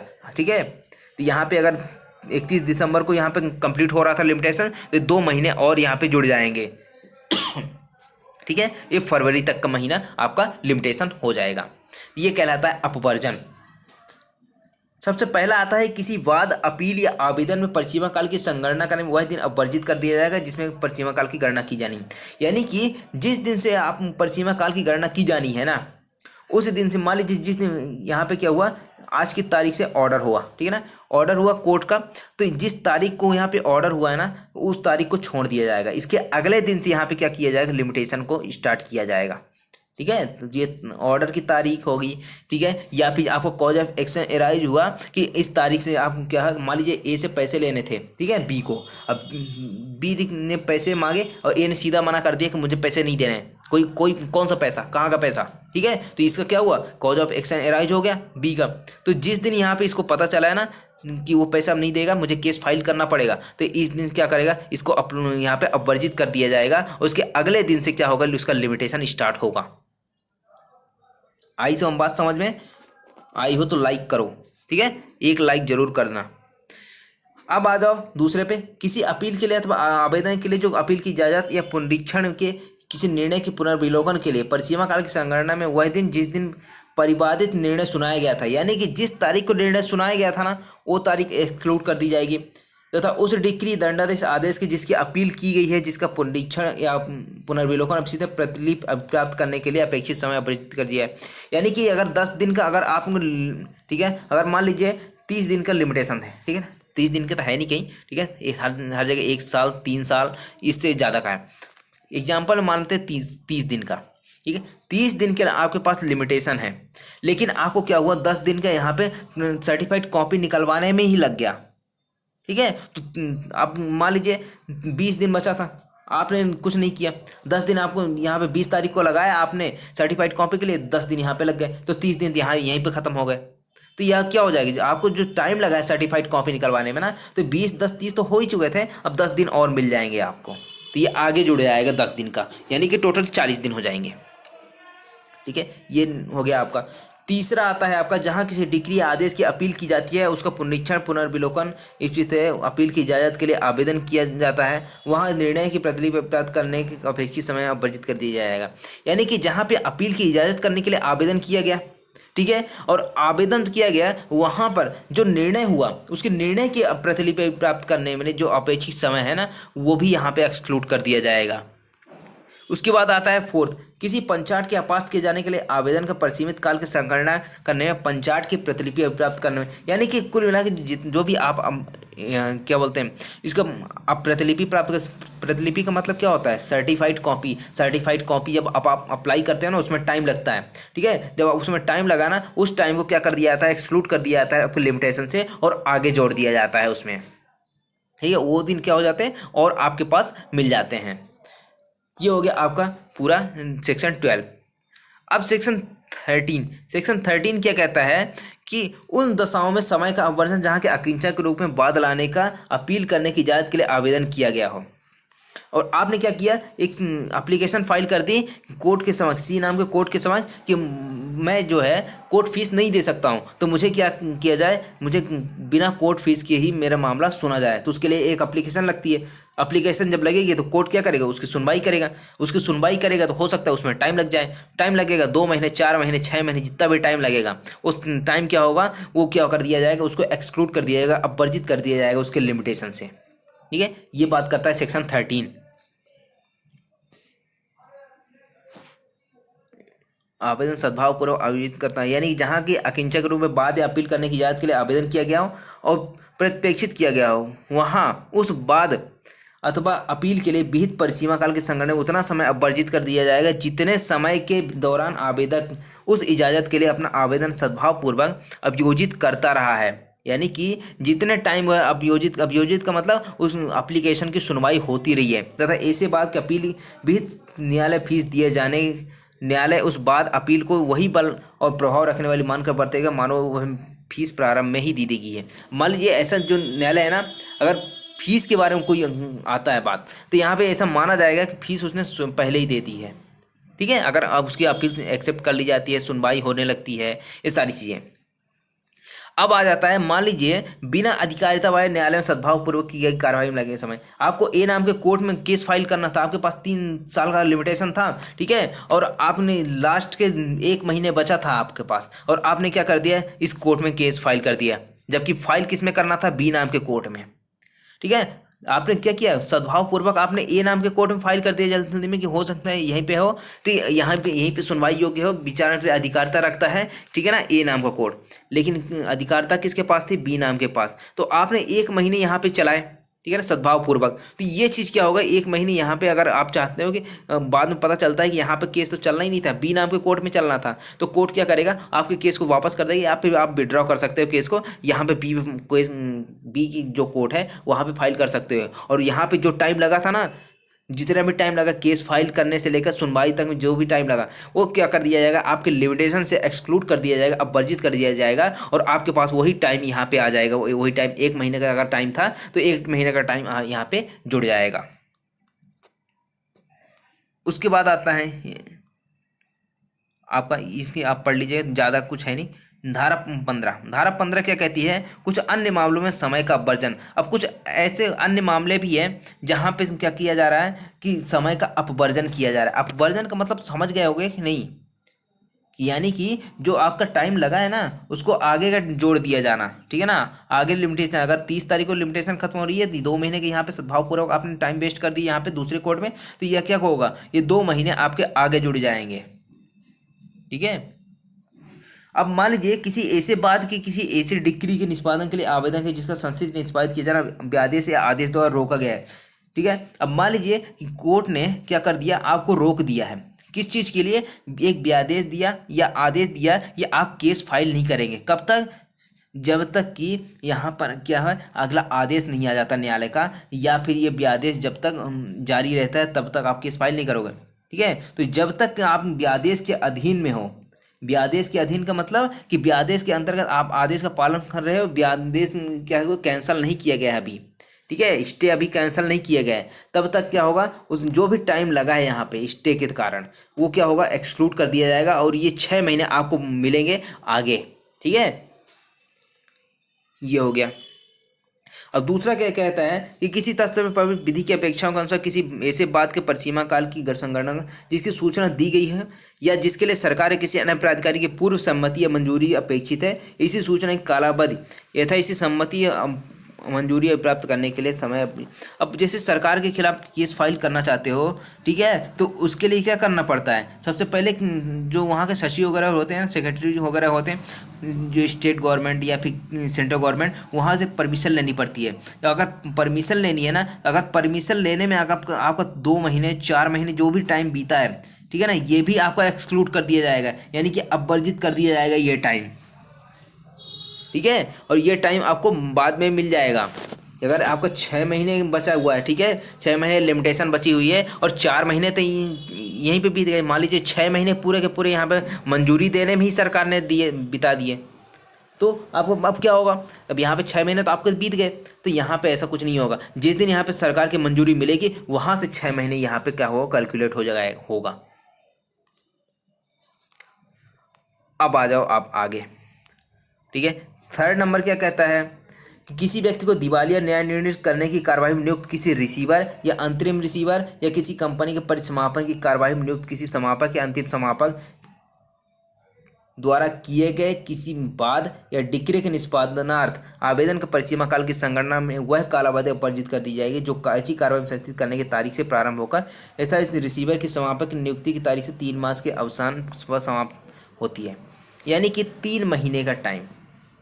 जब यहाँ पे कोई व्यक्ति दिवालिया हो जाता है, दिवालिया न्याय निर्णित कर दिया जाता है कोर्ट के द्वारा, तब यहाँ पे उसके लिए क्या किया जाता है, कंपनी के समापक नियुक्त किया जाता है, उस प्रॉपर्टी का रिसीवर नियुक्त किया जाता है। जब यहाँ पे रिसीवर नियुक्त किया जाता है, परिसमापक नियुक्त किया जाता है, तो उसको टाइम तो लगेगा, उस पूरी प्रॉपर्टी को समझने में, उसको मैनेज करने में टाइम लगेगा। जब यहाँ पे टाइम लगता है ना, तो 3 महीने का यहाँ पे बता दिया गया है। जब यहाँ पे उसकी नियुक्ति हुई है रिसीवर की, समापक की, ये ठीक है ना, या फिर अंतरिम रिसीवर की, इन सभी की नियुक्ति के 3 महीने तक क्या किया जाएगा, इस टाइम को बढ़ाया जाएगा, ठीक है। 3 महीने तक क्या किया केस, ये लिमिटेशन स्टार्ट नहीं होगा। जब 3 महीने बीत जाएंगे उसके बाद यहाँ पे लिमिटेशन स्टार्ट होगा। आई बात समझ में। अब आ जाओ 4th नंबर, किसी डिक्री के निष्पादन में विक्रय में क्रेता द्वारा कब्जे के लिए बाद के परिसीमा काल की संगणना में उतना समय वर्जित कर दिया जाएगा जिसके दौरान विक्रय आपास करने के लिए कोई कार्यवाही अभियोजित की जाती रही हो। ये डिक्री हुई किस चीज़ के लिए कि कोई संपत्ति है उसका क्या किया जाए, विक्रय किया जाए। अब यहाँ पे ए नाम का व्यक्ति था, उसने क्या किया, विक्रय उसमें जो था वो क्रय कर लिया। ठीक है, अब जब वो संपत्ति को क्रय कर लेता है तो वहाँ पे कब्जे के लिए क्या करता है, यहाँ पे केस वाद लाता है। ठीक है, अब यहाँ पे जो बी नाम का व्यक्ति है वो क्या करता है, इस विक्रय को अपास्त करने के लिए, अब यहाँ पे जो विक्रय हुई है ना उस संपत्ति की, उसको अपास्त करने के लिए केस लाता है। तब जितना टाइम यह अभियोजित की जा रही थी ना, वो टाइम क्या कर दिया जाएगा, कब्जे के लिए। यानी कि अगर एक कब्जा चाहता है ना, विक्रय में खरीद तो लिया है प्रॉपर्टी को, लेकिन उसको कब्जा भी तो चाहिए।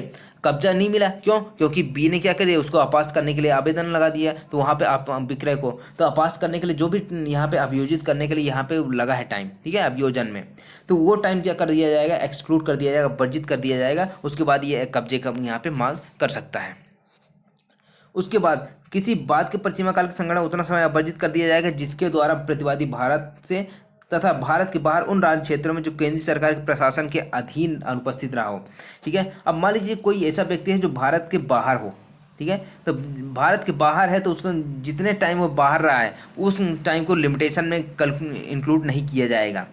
ठीक है, अगर प्रतिवादी अब्सेंट रहता है, यदि मान लीजिए जो प्रतिवादी है, ठीक है, प्रतिवादी क्या है, भारत से बाहर है, तो भारत से जब बाहर है या फिर केंद्रीय सरकार के प्रशासन के अधीन क्या है, अनुपस्थित रहा हो, ठीक है, अनुपस्थित है, तो वहाँ पे क्या होगा, उस जो लिमिटेशन जितने टाइम वो बाहर रहा है उतने टाइम का जो लिमिटेशन जो टाइम है वो लिमिटेशन पीरियड से वो क्या कर दिया जाएगा, एक्सक्लूड कर दिया जाएगा, अब वर्जित कर दिया जाएगा।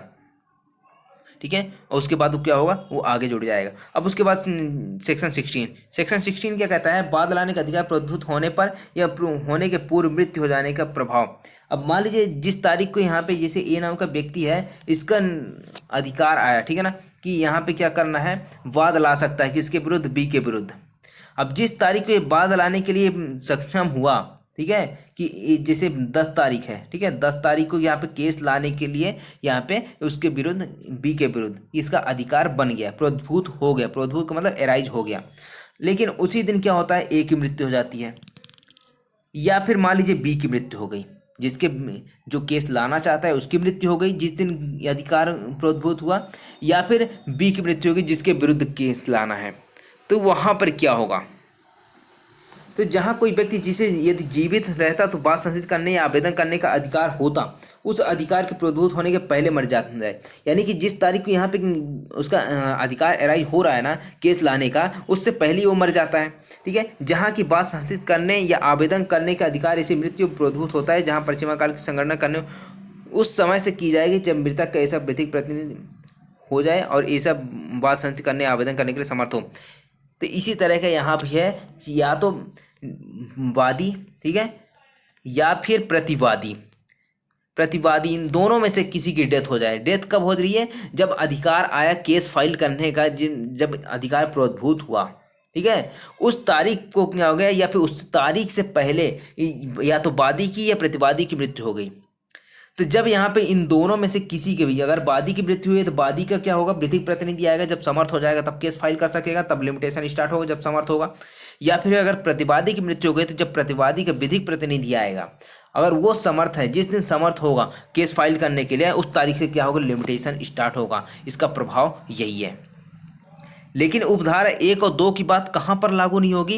पहली चीज़ तो सुफा अधिकारों को प्रवर्तित कराने के वाले वादों में लागू नहीं होती है, और दूसरा आता है किसी स्थावर संपत्ति के कब्जे के बाद में लागू नहीं होती। तीसरा अनुवांशिक पद के कब्जे के में लागू नहीं होती। ठीक है, अनुवांशिक पद का मतलब कि पहले दादा का अधिकार था उस किसी प्रॉपर्टी पे, उसके बाद उसके पिताजी का था, उसके बाद बेटे का आया, फिर बेटे का बेटा आया।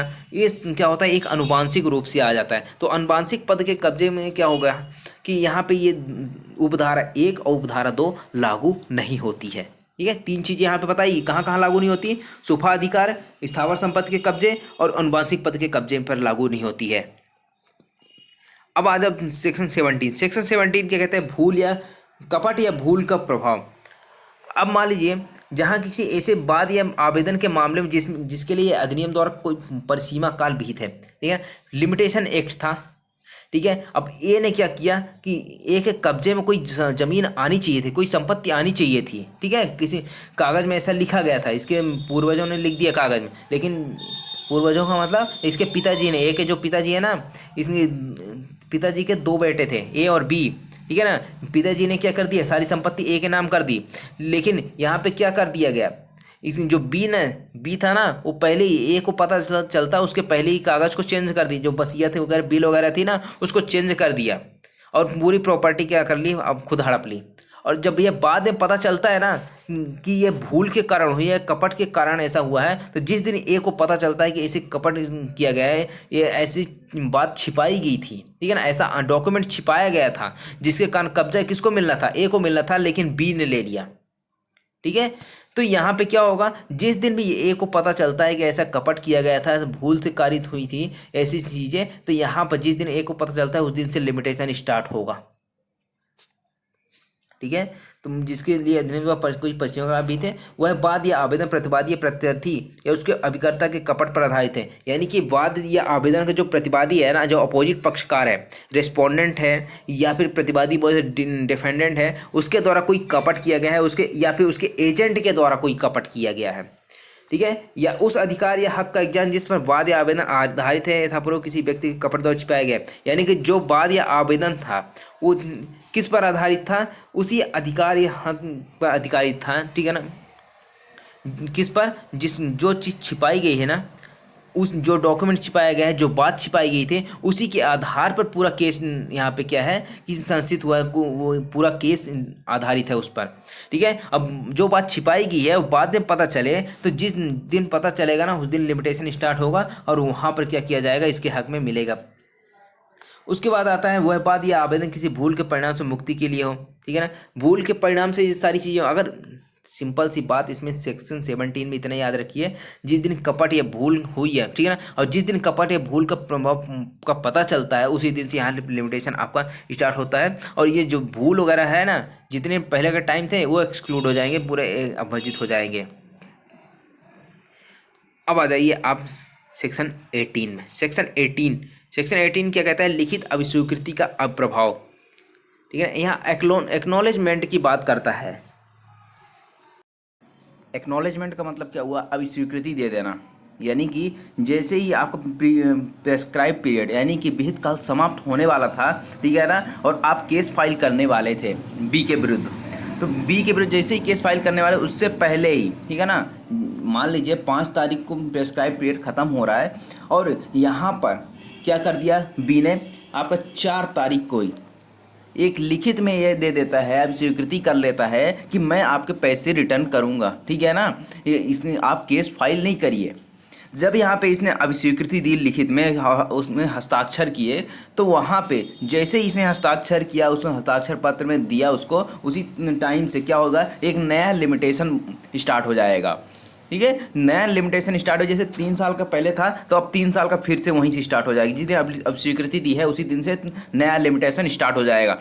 अब यहाँ पे इसको पढ़ते हैं सेक्शन 18 को, क्या कहते हैं, जहाँ की किसी संपत्ति या अधिकार विषयक वाद या आवेदन के लिए विहित काल के अवसान के पहले ऐसी संपत्ति या अधिकार विषयक दायित्व की लिखित अभिस्वीकृति की गई है जो उस पक्षकार द्वारा जिसके विरुद्ध ऐसी संपत्ति अधिकार का दावा किया, यानी जिसके विरुद्ध दावा किया जा रहा था, जिसके विरुद्ध आप केस फाइल करना चाहते थे, उसने क्या किया, विहित काल के अवसान के पहले, अवसान का मतलब समाप्त होने के पहले जो लिमिटेशन थी ना, लिमिटेशन आपकी मान लीजिए एक ही समाप्त होने वाली थी और कितना 1 महीने मान लीजिए बचा था, 1 महीने के अंदर इसको केस फाइल करना था बी के विरुद्ध। लेकिन जैसे ही इसने 1 महीने देखा कि 1 महीने बचे हुए हैं, तो यहाँ पे क्या कर दिया कि केस फाइल ना कर पाए, उससे पहले इसके बी ने क्या कर दिया, एक अभिस्वीकृति दे दी, अभिस्वीकृति पत्र दे दिया, एक्नॉलेजमेंट दे दिया लिखित में। साथ ही साथ इसमें क्या करना होगा, एक हस्ताक्षर भी करना होगा बी के द्वारा कि हाँ ये पैसे क्या करेगा, वो रिटर्न करेगा, ठीक है। और बी से क्या कहेगा कि आप केस फाइल नहीं करिए। जब यहाँ पे केस फाइल नहीं करने की बात की जा रही है अब स्वीकृति के द्वारा, तो यहाँ पे क्या कहलाता है, एक्नॉलेजमेंट कहलाता है, ठीक है। अब स्वीकृति से आप इसको याद रख सकते हैं सेक्शन 18 को, ठीक है। तो जब लिमिटेशन खत्म होने वाला था उससे पहले किया गया हो, लेकिन लिमिटेशन खत्म होने के बाद की बात नहीं करता, जब यहाँ पे विहित काल जब समाप्त हो जाएगा उसके बाद नहीं, विहित काल के अवसान के पहले की बात करता है यहाँ पर सेक्शन 18 में, ठीक है। तो ये हो गया आपका एक्नॉलेजमेंट। अब यहाँ पे जहाँ केवल लेख जिसमें अभिस्वीकृति अंतर्विष्ट है बिना तारीख का है। अब मान लीजिए जिसने अभिस्वीकृति की, यानी कि बी ने क्या किया था, अभिस्वीकृति पत्र एक दे दिया, ठीक है, ए को। अब उस पर क्या कर दिया गया, उसमें तारीख नहीं है। जब तारीख नहीं लिखी तो आप कैसे बताओगे कि वो चीज़ किस तारीख से यहाँ पे उसने दिया था, और नया लिमिटेशन आपका बनता है, ए का कब से बनता है। तो वही चीज़ यहाँ बताया गया है कि उसके समय के बारे में जब हस्ताक्षर किया गया था मौखिक साक्ष्य दिया जाए, यानी कि मौखिक साक्ष्य ओरल एविडेंस दिया जा सकता है कि यहाँ पर क्या किया जाएगा, इसने हस्ताक्षर किया था, ठीक है। हस्ताक्षर के बारे में यहाँ पे जो तारीख के बारे में क्या किया जाएगा कि मौखिक साक्ष्य दिया जाएगा कि उसने क्या किया था, हस्ताक्षरित किया था जिस दिन, उसी दिन यहाँ पे क्या होगा, उससे नया लिमिटेशन स्टार्ट होगा। अब यहाँ पे एक चीज़ और एक्सेप्शन की बात करता है, जैसे भारतीय साक्ष्य अधिनियम है, वहाँ पे कहता है कि मौखिक जो साक्ष्य है, ठीक है ना, किसी अंतर वस्तु का नहीं दिया जाएगा। अगर आप डॉक्यूमेंट एक पेश करते हो, ठीक है ना, और यानी कि डॉक्यूमेंट आप पेश नहीं करते हो लेकिन कहते हो, ओरल एविडेंस देते हो कि इसमें उस पर हस्ताक्षर थे, तो यहाँ पे मौखिक साक्ष्य ग्रहण नहीं किया जाएगा अंतर वस्तु का, यानी इसमें जो कंटेंट्स लिखे हुए हैं उसका ओरल एविडेंस नहीं एक्सेप्ट किया जाता एविडेंस एक्ट के तहत। लेकिन यहाँ पे क्या है, ये कहता है कि यहाँ पे मौखिक साक्ष्य दिया जा सकता है, ठीक है ना। तो यहाँ पे एविडेंस एक्ट को क्या कर दिया, एक अपवाद के रूप में यहाँ पे बता दिया। अब आता है इसने सिर्फ क्या किया है, अभिस्वीकृति की है। लेकिन अगर मान लीजिए इसी जैसे यहाँ पे क्या करता है, अभिस्वीकृति करता है ना, पैसे वैसे रिटर्न नहीं करता है। जैसे ए ने क्या किया था कि यहाँ पे इसको बी को पैसे दिए थे, अब बी से पैसे वापस मांगा तो बी ने दिया नहीं।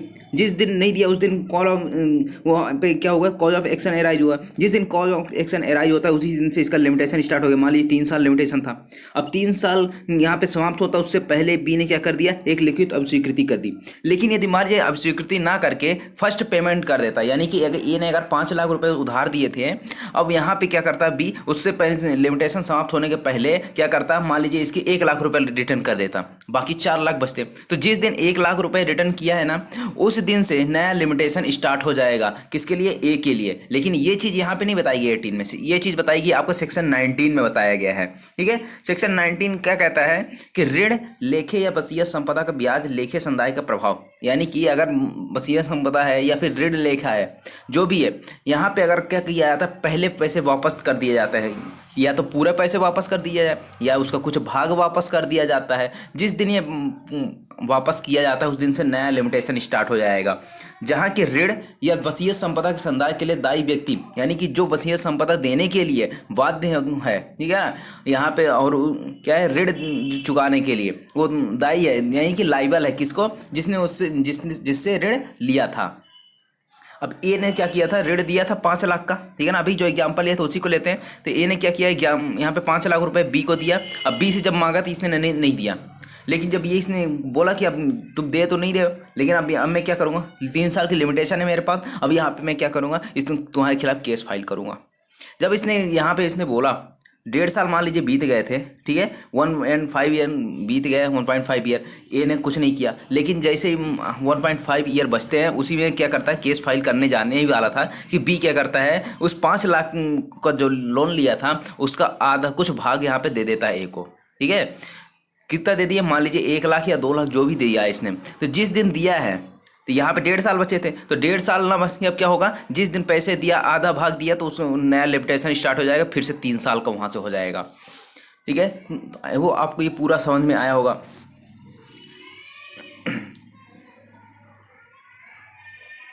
अब यहाँ पे आते हैं सेक्शन 20। अब जो सेक्शन 20 है, 20 धारा 20, वो क्या है, वो ज़्यादा कुछ भी नहीं है, वो सेक्शन 18 और 19 का क्या है, एक एक्सप्लेनेशन है, यानी कि स्पष्टीकरण बताता है आगे का कि सेक्शन 20 में है क्या। किसी अन्य व्यक्ति द्वारा अभिस्वीकृति या संदाय का प्रभाव, यानी कि अन्य व्यक्ति कोई अगर पेमेंट करता है उसके बिहाफ पे तो वो क्या कहलाएगा, ठीक है ना। तो यहाँ पर लिखा हुआ है कि धारा 18 तथा 19 में इस निमित्त सम्यक प्राधिकृत अभिकर्ता के पद, यानी कि अगर जो एजेंट देता है, देखेंगे ना, जैसे बी को चुकाना था लेकिन बी के बिहाफ पे कौन करता है, सी करता है। सी कौन है, उसका एजेंट के रूप में यहाँ पे पेमेंट करता है। तो जो एजेंट होते हैं, ठीक है, सम्यक प्राधिकृत अभिकर्ता होते हैं, उसके अंतर्गत कौन कौन आते हैं। तो निर्योग्यता के अधीन व्यक्ति की दशा में उसका विधिक संरक्षक, यानी कि जो व्यक्ति निर्योग्य है, जैसे बी को चुकाना था ना, तो बी क्या है, डिसेबल पर्सन हो सकता है, मेंटली उसको डिस्टर्ब हो गया हो या फिर उसको फिजिकली कोई प्रॉब्लम हो गई हो, ठीक है। तो उसके बिहाफ पे क्या कर सकता है, उसका जो विधिपूर्ण संरक्षक है वो क्या कर सकता है, पेमेंट कर सकता है। उसका जो सुपुरदार है, प्रबंधक यानी कि उसका जो मैनेजमेंट करता है, ठीक है ना, मैनेजर वगैरह रहते हैं, वो दे सकता है। अब स्वीकृति हस्ताक्षर करने या संदाय करने के लिए ऐसे संरक्षक सुपुरदार प्रबंधक द्वारा सम्यक प्राधिकृत।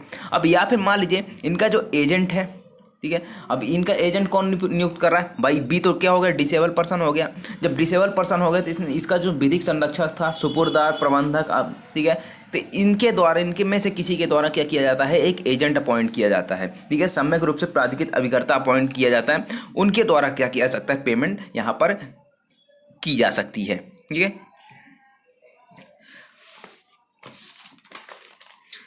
अब यहाँ पे ज़्यादा कुछ नहीं है, ठीक है।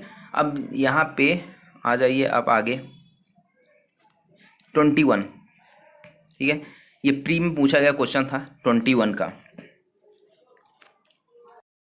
अब आगे पढ़ने से पहले ना एक चीज़ और देख लीजिए, ठीक है। जो सेक्शन 20 है, धारा 20 में जो उपधारा 2 क्या कहती है कि उक्त धाराओं में से की गई कोई बात अनेक संयुक्त संविदाकर्ताओं, भागीदारों, निष्पादकों या बंधकदारों में से किसी एक को उनमें से किसी अन्य या किसी अन्यों या द्वारा या अभिकर्ता द्वारा हस्ताक्षर लिखित अभिस्वीकृति या किसी किए गए संदाय के कारण ही प्रभावी नहीं कर देती। अब इसका मतलब क्या होता है, जैसे अभिस्वीकृति हो रही थी ना, सेक्शन 18 में देखा था, अभिस्वीकृति कर रहा था कोई व्यक्ति किसी, जैसे मान लीजिए बी को देना था ना पैसे, तो बी क्या कर रहा था, अभिस्वीकृति कर रहा था विहित पीरियड के पहले में। लेकिन यदि मान लीजिए यहीं पे अगर ए ने क्या किया था, लोन दिया था, ठीक है, तो लोन किसको दिया कि पार्टनरशिप में थे 3 लोग, कौन कौन, सी, ठीक है, डी और बी, ये 3 लोग थे पार्टनरशिप में। अब पार्टनरशिप में क्या हुआ कि इसने अगर पैसे मांगे, ए ने पैसे नहीं दिया गया है, लेकिन जब लिमिटेशन खत्म होने वाली उससे पहले एक केस फाइल करने वाला था, लेकिन उससे पहले ही क्या हुआ कि केस फाइल करने से पहले सी ने क्या बोला कि मैं आपको पैसे दे दूंगा, अभी आप केस फाइल नहीं करिए, ठीक है, इसने लिखित अभिस्वीकृति दे दी। तो ऐसा नहीं है कि सभी के वो माना जाएगा कि अभिस्वीकृति सभी ने दी है। यहाँ पे सिर्फ लिमिटेशन किसके उसमें अगेंस्ट में नया लिमिटेशन चालू होगा, सिर्फ सी के बिहाफ पे, बाकी डी और बी के खिलाफ पे लिमिटेशन वही पुराना वाला चलेगा। और यहाँ पे इनके एक क्या कर सकता है, केस फाइल कर सकता है इसके खिलाफ। तो नया लिमिटेशन सिर्फ किसके ऊपर होगा, ये सिर्फ सी के ऊपर, जो यहाँ पे अभिस्वीकृति कर रहा है ना, पार्टनरशिप में है, ठीक है, भागीदारी में या बंधक निष्पादक हैं उनके विरुद्ध, ठीक है ना। नया लिमिटेशन किसके विरुद्ध स्टार्ट होगा, जिसने अभिस्वीकृति की ही, ना कि सभी के विरुद्ध, ठीक है, इतना आप ध्यान रखिएगा। अब 21 क्या कहता है, यदि मान लीजिए आप केस संचित कर दिया, ठीक है, केस इंस्टीट्यूट कर दिया आपने, और उसके बाद आप क्या करना चाहते हो, उसमें कोई नया वादी या नया प्रतिवादी जोड़ना चाहते हो, ठीक है। तो ये नया जो वादी प्रतिवादी है जोड़ने वाले हो, तो यहाँ पर इसको कब से यहाँ पे माना जाएगा कि उसको जोड़ा गया है, तो जहाँ की वाद संचित हो जाने के पश्चात, यानी कि केस इंस्टीट्यूट हो चुका है, वाद संचित हो चुका है, कोई नया वादी प्रतिवादी प्रतिस्थापित किया या जोड़ा जाए, ठीक है ना। या तो जो प्रतिस्थापित का मतलब उसको बदला जाए, जो वादी हैं या प्रतिवादी हैं, जो पक्षकार है उनको चेंज किया जाए, ठीक है ना, वो नहीं है, दूसरा है। तो या फिर उनके साथ किसी को और जोड़ा जाए, ठीक है ना। मान लीजिए बी पहले से था वादी या प्रतिवादी में, इसके अलावा एक और को जोड़ना है, सी को, ठीक है। तो यहाँ पर तब संचित किया जाएगा जब यह इस प्रकार पक्षकार बनाया गया था, यानी जब पक्षकार बनाया गया था ना, तभी यहाँ पे संचित माना जाएगा इसको। परंतु जहाँ की न्यायालय का समाधान हो जाए कि नए वादी या प्रतिवादी को अंतर्विष्ट करने में लोभ सद्भावनापूर्वक भूल से की हुआ है, वहाँ वह निर्देश दे सकेगा कि वह वाद जहाँ तक ऐसे वादी प्रतिवादी के संबंध में पूर्ववर्ती तारीख से संचित किया गया समझा जाएगा। अब मान लीजिए यहाँ पे क्या है, नया वादी जोड़ना है, तो नया वादी ऊपर तो बता दिया है कि जिस दिन आप जोड़ते हैं उसी दिन बाद संचित की माना जाएगा, ठीक है ना। उसके अगेंस्ट में मान लीजिए एक है, तो एक के अगेंस्ट में तो आपने पहले कर दिया सूट फाइल, लेकिन बी को आप जोड़ना चाहते हो, तो बी की जब से जोड़ोगे तब से यहाँ पे माना जाएगा उसके खिलाफ तब संचित हुआ है जब यहाँ उसको पार्टी बनाएगी।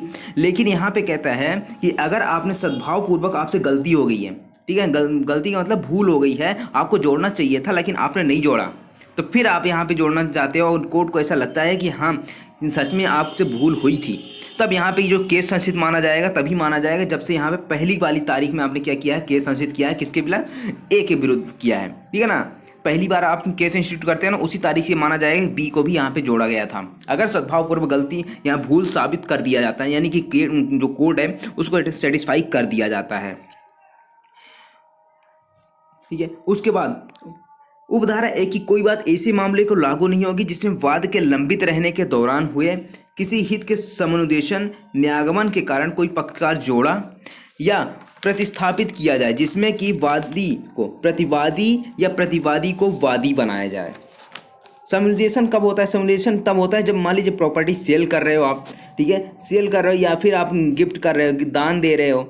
न्यागमन का मतलब क्या है कि अगर कोई पर्सन जिसकी डेथ हो गई है, ठीक है, और उसकी प्रॉपर्टी को कैसे डिवाइड करना है, ये सारी चीज़ क्या कहलाती है? न्यागमन कहलाती है। तो यहाँ पर अगर इन केसों में यहाँ पे जोड़ा जाता है किसी पक्षकार को, तो वहाँ पे क्या माना जाएगा कि वादी को प्रतिवादी और प्रतिवादी को वादी बनाया जाए। अगर ऐसा चाहते हो तो आप यहाँ पे ऐसा कर सकते हो, लेकिन यहाँ पे ये लागू होगा नहीं, ठीक है। उपधारा एक की बात जो बताई है उपधारा एक में, वो यहाँ पर लागू नहीं होती है।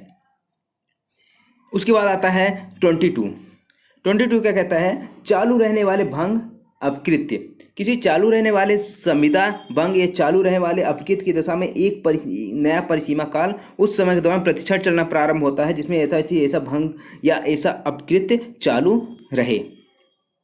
अब इसका मतलब क्या होता है? चालू रहने वाले अपराध मतलब जैसे कि देखिए, जैसे ए का क्या हुआ, यहाँ पे अब किडनैपिंग होती है, ठीक है, अपहरण होता है ए का कहीं पे किसी बी नाम के स्थान से, ठीक है।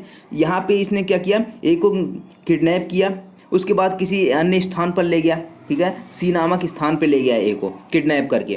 तो यहाँ पे क्या किया? इसका लिमिटेशन कितना हो जाएगा? मान लीजिए 3 साल है, तो यहाँ पे 3 साल के अंदर सी क्या कर सकता, यहाँ पे ए क्या कर सकता है कि यहाँ पे केस फाइल कर सकता है।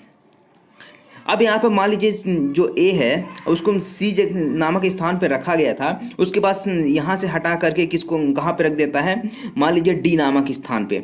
डी नामक स्थान पे जिस तारीख को रखता है ना, उस तारीख से क्या होगा? एक नया लिमिटेशन स्टार्ट हो जाएगा। इसके बाद डी अगर यहाँ पे 2 महीने बाद मान लीजिए इसको ए को किडनैप कर कहाँ पर ले जाया गया? अगर पी नामक, ठीक है ना, पी नामक स्थान पर ले जाया गया, तो जिस तारीख को यहाँ पे पी नामक स्थान पर ले जाया गया ना, तो ये क्या होगा? यहाँ से एक नया लिमिटेशन स्टार्ट हो जाएगा। यानी कि जैसे जैसे क्या हो रहा कि यहाँ पे चल रहे हैं, ठीक है ना, चल रहेगा मतलब यहाँ पे जो आपका चालू रहने वाला अपराध है, या तो भंग कर रहे हो या अपकृत कर रहे हो। भंग का मतलब क्या होगा? यहाँ पे ब्रीच कर रहे हो कोई चीज़।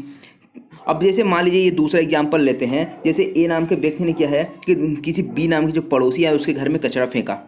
कचरा फेंकना क्या है? एक टॉर्ट के रूप में माना जाता है कि कचरा आप फेंकेंगे नहीं, किसी घर के ऊपर कचरा थोड़ी फेंक सकते हैं। तो यहाँ पे अगर ए ने फेंका तो यहाँ पे एक लिमिटेशन स्टार्ट हुई, मान लीजिए 1 साल का लिमिटेशन है। तो ये जिस दिन कचरा फेंका गया उस तारीख से 1 साल के अंदर क्या कर सकता है? केस फाइल कर सकता है। लेकिन उसके बाद जैसे ही केस फाइल करने वाला था तो इसने बोल दिया कि नहीं, अब नहीं करूँगा, ठीक है। तो यहाँ पे क्या हुआ कि उसके बाद 2 महीने बाद फिर से कचरा फेंक देता है इसके बाद, ठीक है। ये क्या हुआ? चालू रहने वाला। अब यहाँ पे क्या हुआ? यहाँ से लिमिटेशन स्टार्ट हुई थी 1 साल की, लेकिन यहाँ पे क्या करते हैं? बाद में फिर से इसने फेंका, तो जिस दिन बाद में फेंका फिर से यहाँ क्या हो जाता है? एक नया लिमिटेशन यहाँ से स्टार्ट हो जाता है 1 साल का, फिर से उसके पास मिल जाता है टाइम कि ये केस फाइल कर सकता है। ये चालू रहने वाले भंग यहाँ पे होते हैं कि जब यहाँ पे क्या होगा? एक नया कार्य होगा, नया अपकृत्य होगा, उस दशा से क्या हो जाएगा? एक नया लिमिटेशन पीरियड स्टार्ट हो जाता है उसी क्षण पे। ये सेक्शन 22 कहता है, ठीक है।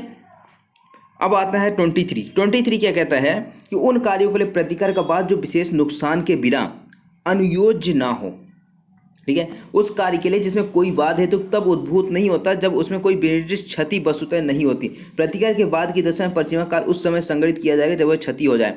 यानी कि अगर मान लीजिए रास्ते में क्या रखा हुआ है, रास्ते में जब कुछ घर वगैरह बनते हैं ना, तो मान लीजिए यहाँ पे एक घर बना हुआ है, ठीक है। अब यहाँ पे क्या हुआ कि ये घर बना हुआ है, इसके बाजू में एक और घर बनना था, जिसके लिए क्या किया गया? यहाँ पे रेत गिट्टी वगैरह यहाँ पे रख दी गई, ईंटें वगैरह रख दी गई, जिसके रोड में, ठीक है, आधे रोड में रख दी गई। अब यहाँ पे कई लोग जा रहे हैं, ठीक है, यहाँ पे ये सब तो रखना मनाही है कि आप रख नहीं सकते रोड में, तो यहाँ पे अगर रख दिया गया, ठीक है, यहाँ पे कोई अपराध नहीं हो। लेकिन अगर यहाँ पे जाते हुए अगर किसी का एक्सीडेंट हो जाता है, उसको कोई क्षति हो जाती है, ठीक है, तो यहाँ पे क्या होगा? तब यहाँ पे सेक्शन 23 अप्लाई हो जाएगा। वहाँ से जिस दिन क्षति हुई है ना, उसी दिन से क्या माना जाएगा कि आप वहाँ पे एक नया लिमिटेशन स्टार्ट होगा और लिमिटेशन पीरियड की गणना की जाएगी उसी टाइम से। अब मान लीजिए कई व्यक्ति गुजर रहे हैं, उनको कुछ भी नहीं हुआ, केस फाइल हालांकि कर सकते हो, ठीक है, लेकिन वहाँ पे क्या है कि विशेष क्षति नहीं हुई है, तब तक आप वहाँ पे क्या है लिमिटेशन पीरियड स्टार्ट नहीं होगा। आई बात समझ में। अब आ जाता है सेक्शन 24। सेक्शन 24 क्या कहता है, लिखतों में वर्णित समय की संगणना। अब यहाँ पे जो लिमिटेशन पीरियड की गणना की जाएगी वो कौन सी कैलेंडर के हिसाब से की जाती है। तो आपको सिर्फ इतना याद रखना है कि ग्रिगोरियन कैलेंडर होता है, ठीक है। ग्रिगोरियन कैलेंडर के अनुसार क्या किया जाता है, यहाँ पे लिमिटेशन पीरियड की गणना की जाती है। ग्रिगोरियन कैलेंडर कौन सा होता है, आप जो देखते हो जनवरी फरवरी मार्च अप्रैल जो ये चलता है, जनवरी से लेकर दिसंबर तक, तो वो क्या कहलाता है, ये ग्रिगोरियन कैलेंडर कहलाता है। अब आ जाओ कब्जे द्वारा स्वामित्व का अर्जन। अब ये काफ़ी ज़्यादा इंपॉर्टेंट है, इसमें से कई बार एग्जाम में क्वेश्चन पूछा जाता है। सेक्शन 25। सेक्शन 25 सुखाचार के बारे में बात करता है। सुखाचार क्या होता है, आप किसी प्रॉपर्टी को क्या है काफ़ी टाइम से एंजॉय कर रहे हो ना, ठीक है ना, किसी प्रॉपर्टी को मतलब इसमें रास्ता का भी अधिकार आ जाता है, ठीक है ना, आपको लाइट यानी कि प्रकाश का भी अधिकार है। आपने घर बनाया, यहाँ पे अगर आपकी खिड़की है, ठीक है, तो यहाँ से आपके क्या आ रहा है, प्रकाश आ रहा है। तो यहाँ पे आप 20 साल से आप यहाँ पे क्या हो रहा है, प्रकाश आ रहा है, तो क्या हुआ, एक आपका राइट बन जाता है कि यहाँ पे अगर ये कोई बंद नहीं कर सकता, ठीक है, यहाँ पे कोई इसको बंद नहीं किया जा सकता कि यहाँ पे आपका प्रकाश आना बंद हो जाए, ठीक है, एयर आना बंद हो जाए, हवा आना बंद हो जाए, ये सब क्या है कोई रोक नहीं सकता। अगर आप लाइफ में कुछ काफ़ी टाइम हो गया आपको यूज करते हुए, तो ये क्या कहलाता है, इजवेंट कहलाता है, सुखाचार कहलाता है, ठीक है। अब जैसे मान लीजिए एक घर बना हुआ है, यहीं से एक रास्ता जाता है, ठीक है, रास्ते से क्या है कई लोग आते जाते रहते हैं, ठीक है, कई लोग आए जाए, यहाँ पे क्या है करीब 20 साल तक हो गया, मान लीजिए 20 साल तक इसमें दिया ही है, ठीक है, सेक्शन 25 में 20 साल दिया हुआ है, फिक्स कर दिया है एक टाइम लिमिट कि 20 साल तक क्या है कि यहाँ पे लोग आते जाते थे बिना कोई इंटरप्शन के, कोई बाधा नहीं थी।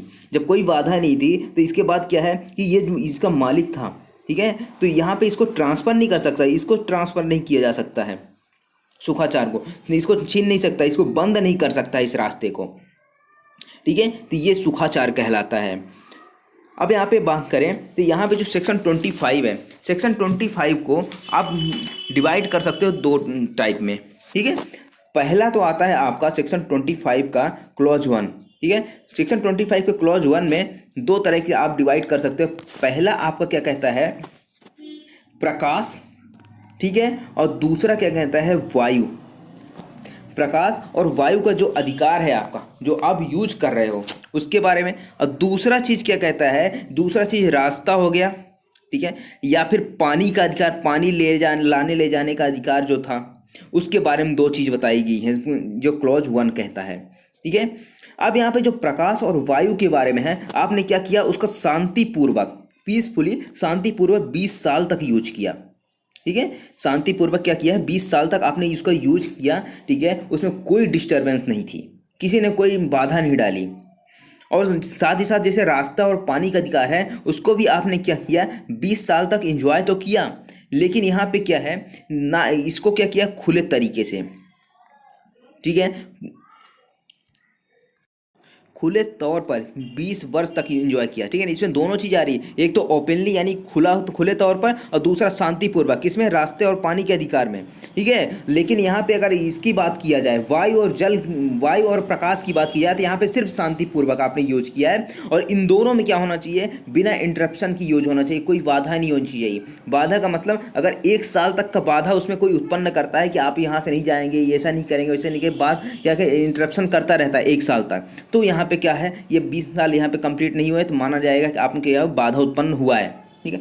अब यहाँ पे हो सकता है कि करीब मान लीजिए 10 दिन का बाधा उत्पन्न हुआ, एक महीने का हुआ, इससे नहीं, 1 साल से ऊपर का बाधा उत्पन्न होना चाहिए, तभी यहाँ पे क्या कहलाएगा कि यहाँ पे इंटरप्शन हुआ है। अगर 1 महीने का हुआ, 10 दिन का हुआ, तो यहाँ पे इंटरप्शन कोई ये नहीं माना जाएगा कि आपके ऊपर कोई इंटरप्शन हुआ है, ठीक है, कोई बाधा उत्पन्न हुई है। अगर आपने इस सारी चीज़ें 20 वर्ष तक यूज किया, ठीक है, पहला क्या कहते हैं, शांतिपूर्वक, और दूसरा खुले तौर पर और शांतिपूर्वक, दोनों तरीके से आपने किया एंजॉय, तो आपको सुखाचार का अधिकार मिल जाता है, ठीक है। आप क्या होगा, वहाँ पे अगर कोई कुछ करता है, आपको रोकता है, तो आप क्या कर सकते हो, केस फाइल कर सकते हो, ठीक है। ये आता है आपका। अब इसको पढ़ लीजिए, जहाँ किसी निर्माण के उपयोग के साथ साथ उसमें या उसके लिए वायु, प्रकाश के प्रवेश और उपभोग और उपभोग, यानी कि या तो आप उसका यूज भी कर रहे हो, ठीक है ना, यूज कैसे कर रहे हो, उसका उपभोग करके, ठीक है, आप वहाँ से प्रकाश आ रही है, वायु आ रही है, ठीक है, ये सारे चीज़ उपभोग कर रहे हो सुखाचार के तौर पर, और साधिकार किसी विघ्न के बिना और 20 वर्ष तक शांतिपूर्वक किया है, यानी कि कोई बाधा उत्पन्न नहीं हुई और आपने 20 वर्ष तक शांतिपूर्वक उसका उपयोग किया है, तो आप इसको क्या कर सकते हैं, इस अधिकार को अर्जित कर सकते हो, आपसे इसको यहाँ से कोई छीन नहीं सकता है। उसके बाद जहाँ की किसी मार्ग या जल सारणी का या किसी जल के उपयोग का, मार्ग का मतलब कोई रास्ता हो गया, ठीक है, जल सारणी मतलब कोई तालाब वगैरह हो गए, वहाँ से पानी भरते थे, जल का उपयोग करते थे, या फिर कोई अन्य सुखाचार है, ठीक है, अन्य सुखाचार किसके अंतर्गत आ जाएगा, यहाँ पे जल सारणी वाले में जो पॉइंट है उसी के अंतर्गत आएगा, ठीक है। इसका उपयोग किसी व्यक्ति ने क्या किया है जो सुखाचार के तौर पर साधिकार उसके हक रखने का दावा करता है, विघ्न के बिना और 20 वर्ष तक शांतिपूर्वक तथा खुले तौर पर किया गया है। जैसा कि मैंने 2 भागों में डिवाइड किया था ना, तो पहला वाला क्या है, शांतिपूर्वक 20 साल तक बिना इंटरप्शन के किया यूज, ठीक है, वायु और प्रकाश का, और दूसरा क्या कहता है, जल सारणी किसी मार्ग का उपयोग और उपभोग किया आपने कितने 20 वर्षों तक, साथ ही साथ बिना विघ्न के और शांतिपूर्वक खुले तौर पर किया। कोई ऐसा चोरी छुपे वाली बात नहीं थी कि आप चोरी छुपे जाते थे, वहाँ पे से खुले तौर पर सभी करते थे, यहाँ पे पब्लिकली सब यहाँ पे किया जाता था। वहाँ पर प्रकाश, वायु और ऐसे प्रवेश, उपभोग, मार्ग, जल सारणी, उपयोग, अन्य सुखाचार का अधिकार आत्यंतिक और अजेय हो जाएगा। आत्यंतिक का मतलब इससे आप कोई नहीं छीन सकता, एब्सोल्यूट राइट मिल जाएगा आपको, आप उस चीज़ के लिए दावा कर सकते हो किसी कोर्ट में, ठीक है। आपने क्या किया, इस सुखाचार को अर्जित कर लिया है, ये सेक्शन 25 ऐसा कहता है। आई बात समझ में। अब यहाँ पे दूसरी बात आती है, दूसरी बात क्या कहता है, 20 वर्ष के उक्त कालावधियों में हर ऐसी कालावधि मानी जाएगी जिसका अंत उस वाद की संस्थिति किया जाने के अव्यवहित पूर्व 2 वर्ष के भीतर हुआ हो।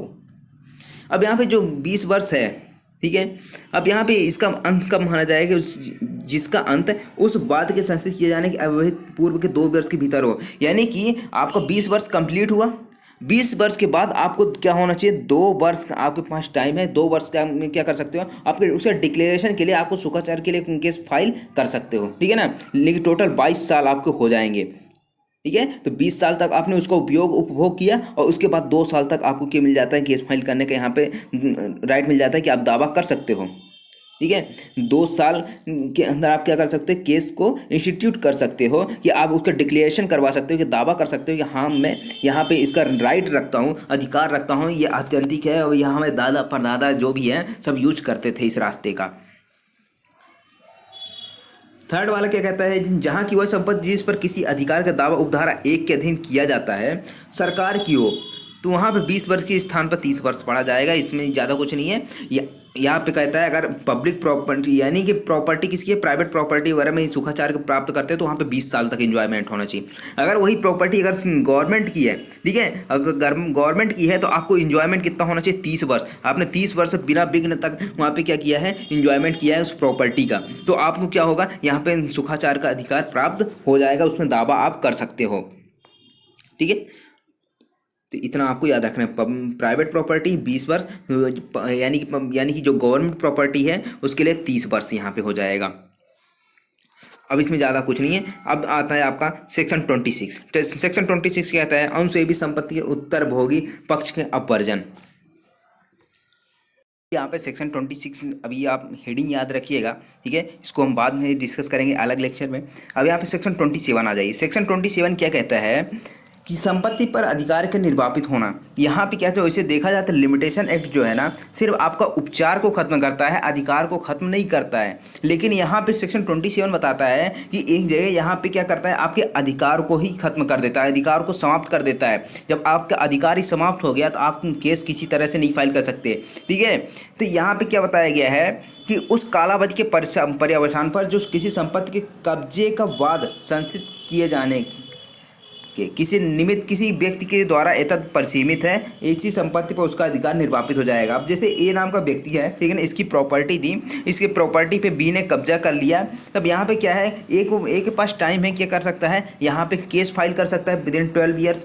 अब यहाँ पे 12 वर्ष तक यहाँ पे मान लीजिए इसने केस फाइल नहीं किया, बी के खिलाफ। तो यहाँ पे क्या हो जाएगा, ए का जो टाइम लिमिट तो है ये ख़त्म हो जाएगा और साथ ही साथ इसका अधिकार भी खत्म हो जाएगा। जब इसका अधिकार खत्म हो गया तो इसको राइट मिल जाएगा, यानी कि अधिकार इसका खत्म होता है और राइट अधिकार दूसरा की मिल किसको जाता है, बी को मिल जाएगा। तब यहाँ पे क्या है, ये जो बी है वो एडवर्स पोजीशन के लिए क्या कर सकता है, यहाँ पे सूट फाइल कर सकता है। आप इसके साथ आपने सारे जो स्पेसिफिक रिलीफ एक्ट है उसकी धारा 5 भी यहाँ पे लिंक करके पढ़ सकते हैं इसको, ठीक है। तो यहाँ पे अधिकार भी समाप्त कर रहा है, रेमेडी यानी उपचार तो खत्म ही कर देता है पहले। उसके बाद आता है सेक्शन 28, तो यहाँ पे रिपीट हो चुका है। सेक्शन 29 हम पहले ही स्टार्टिंग में डिस्कस कर लिया था, ठीक है। 4 पॉइंट है जहाँ पे ये लागू नहीं होता है लिमिटेशन एक्ट। उसके बाद जहाँ सुखाचार अधिनियम लागू होता है वहाँ पे ये नहीं वहाँ पे ये लिमिटेशन एक्ट की धारा 25 और 26 से अप्लाई नहीं होगी, ठीक है। अब उसके बाद इसमें ज़्यादा कुछ इंपॉर्टेंट नहीं है, ठीक है। अब आ जाइए यहाँ पे अनुसूची में। अनुसूची में की बात करें तो यहाँ पर अनुसूचियाँ जो है, एक अनुसूची बताई गई है परिसीमा काल के बारे में। परिसीमा काल की परिभाषा कहाँ बताई है, 2 यह में बताई गई है, ठीक है। और धारा 3 भी देख सकते हैं, ठीक है। अब उसके बाद अब यहाँ पे आ जाइए प्रथम खंड। इसको 3 खंड में डिवाइड किया गया है। प्रथम खंड क्या किसके बारे में, वाद के बारे में है, और दूसरा खंड अपील के बारे में, तीसरा आवेदन के बारे में। पहला जो है 1 से लेकर 113 तक में बताया गया है आर्टिकल। इसमें जो एंट्रीज बताई गई, ये जो नंबर 1 नंबर 2 करके यहाँ पे नीचे लिखा हुआ है ना, उसको क्या बोला जाता है, इसमें आर्टिकल बोला जाता है, ठीक है। और इसमें या फिर एंट्री बोल सकते हैं, लेकिन यहाँ पे क्या बोलते हैं, इसमें लिमिटेशन एक्ट के अंतर्गत इसमें आर्टिकल अनुच्छेद बोला जाता है। अब इसको डायग्राम साथ समझते हैं कुछ।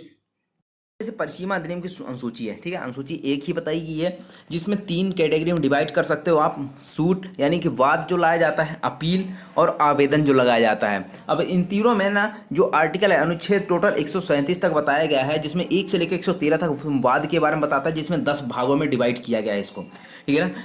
अपील जिसको 114 से लेकर 117 तक में बताया गया है, जहां दोष मुक्ति दोष सिद्धि से अपील वगैरह जो किए जाते हैं ना, उससे उसके बारे में यहाँ पे बात की जाती है। और आवेदन का यहाँ पे इसको 2 भागों में बांटा गया है, 118 से लेकर 137 तक। 137 दूसरे भाग में है और यहाँ पे 113 जो है ये 10वें भाग में है, ठीक है। इसमें एक ही यहाँ पे आर्टिकल बताए गए हैं।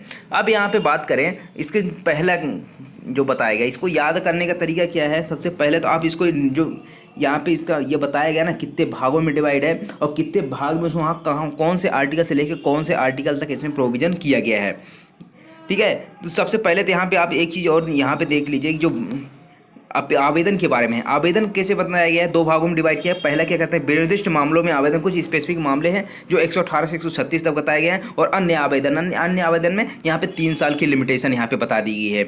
उसी तरह से अब यहाँ पे बात करें सूट के बारे में, वाद के बारे में, तो सबसे पहला जो आता है आपका वो क्या है, लेखा संबंधी वाद। अब लेखा संबंधी वाद में कहाँ पर बताया गया है, 1 से लेकर 5 तक बताया गया है। संविदा संबंधी यानी कॉन्ट्रैक्ट से रिलेटेड अगर आप लिमिटेशन है तो उसके बारे में 6 से लेकर 55 तक में बताया गया है। तीसरा आता है घोषणा संबंधी बात, 56 से लेकर 58 तक में बताया गया है। 4th आता है डिक्री और लिखित बात, ठीक है ना। चौथा भाग जो है और डिक्री और लिखित के बारे में बताया गया है, जो 59 से लेकर 60 तक में है।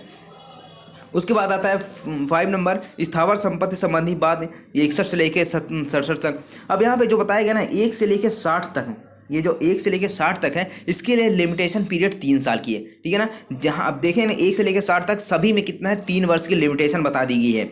उसके बाद आता है एक 6ठा नंबर का पॉइंट है जंगम संपत्ति का संबंधी बात, इसमें भी 3 साल की लिमिटेशन बताई गई है, ठीक है। आप इसको देख लीजिएगा, पढ़ सकते हैं। ये स्थावर संपत्ति वाला जो बताया गया ना, स्थावर संपत्ति संबंधी बात 61 से लेकर 67 तक, ये इंपॉर्टेंट है। यहाँ पे एग्जाम में क्वेश्चन पूछा जाता है, इसको आप जरूर देखिएगा, अंदर जाके पढ़िएगा अनुसूची को। अब पूरा अनुसूची तो हम यहाँ पे याद नहीं करवा सकते, ठीक है, तो आपको पढ़ना पड़ेगा, यहाँ पे याद हो जाएगा, ठीक है ना। उसके बाद ये दोनों इंपॉर्टेंट है। डिक्री यह संविदा संबंधित भी है। यहाँ पे 3 साल की संविदा संबंधी कोई भी आता है ना, तो आप 3 साल के यहाँ पे क्या कर सकते हैं, टिक कर सकते हैं वहाँ पे प्री एग्जाम में। तो यहाँ पे 3 साल की लिमिटेशन इसमें बताई गई है। उसी तरह से आप टॉर्ट के बारे में बात करें तो 72 से 91 तक में ये बताया गया है। न्यास और न्यास संपत्ति के बारे में 92 से 91 तक में बताया गया। इसी तरह से यहाँ पे सारी चीज़ बताई गई है, ठीक है। यहाँ पे लिमिटेशन एक्ट में जो बताया गया, अगर कहीं लिमिटेशन एक्ट नहीं दिया हुआ तो वहाँ पर 3 साल का लिमिटेशन रहता है। अगर कहीं भी ऐसा लिखा नहीं है ना, प्रेस्क्राइब नहीं है, प्रेस्क्राइब पीरियड, तो वहाँ पे कितना होगा, 3 साल का यहाँ पे लिमिटेशन रहेगा, ठीक है। आई होप आपको ये पूरा समझ लिमिटेशन समझ आए तो ज़रूर एक बार लाइक ज़रूर करिएगा, ठीक है। तब तक मिलते हैं अगले लेक्चर में, ठीक है। जो भी जिस सब्जेक्ट पे चाहिए आप मुझे सब्जेक्ट कमेंट में ज़रूर बताइए, कौन से सब्जेक्ट पे लेक्चर चाहिए। ठीक है, मिलते हैं अब अगले लेक्चर में। Thank you so much for watching.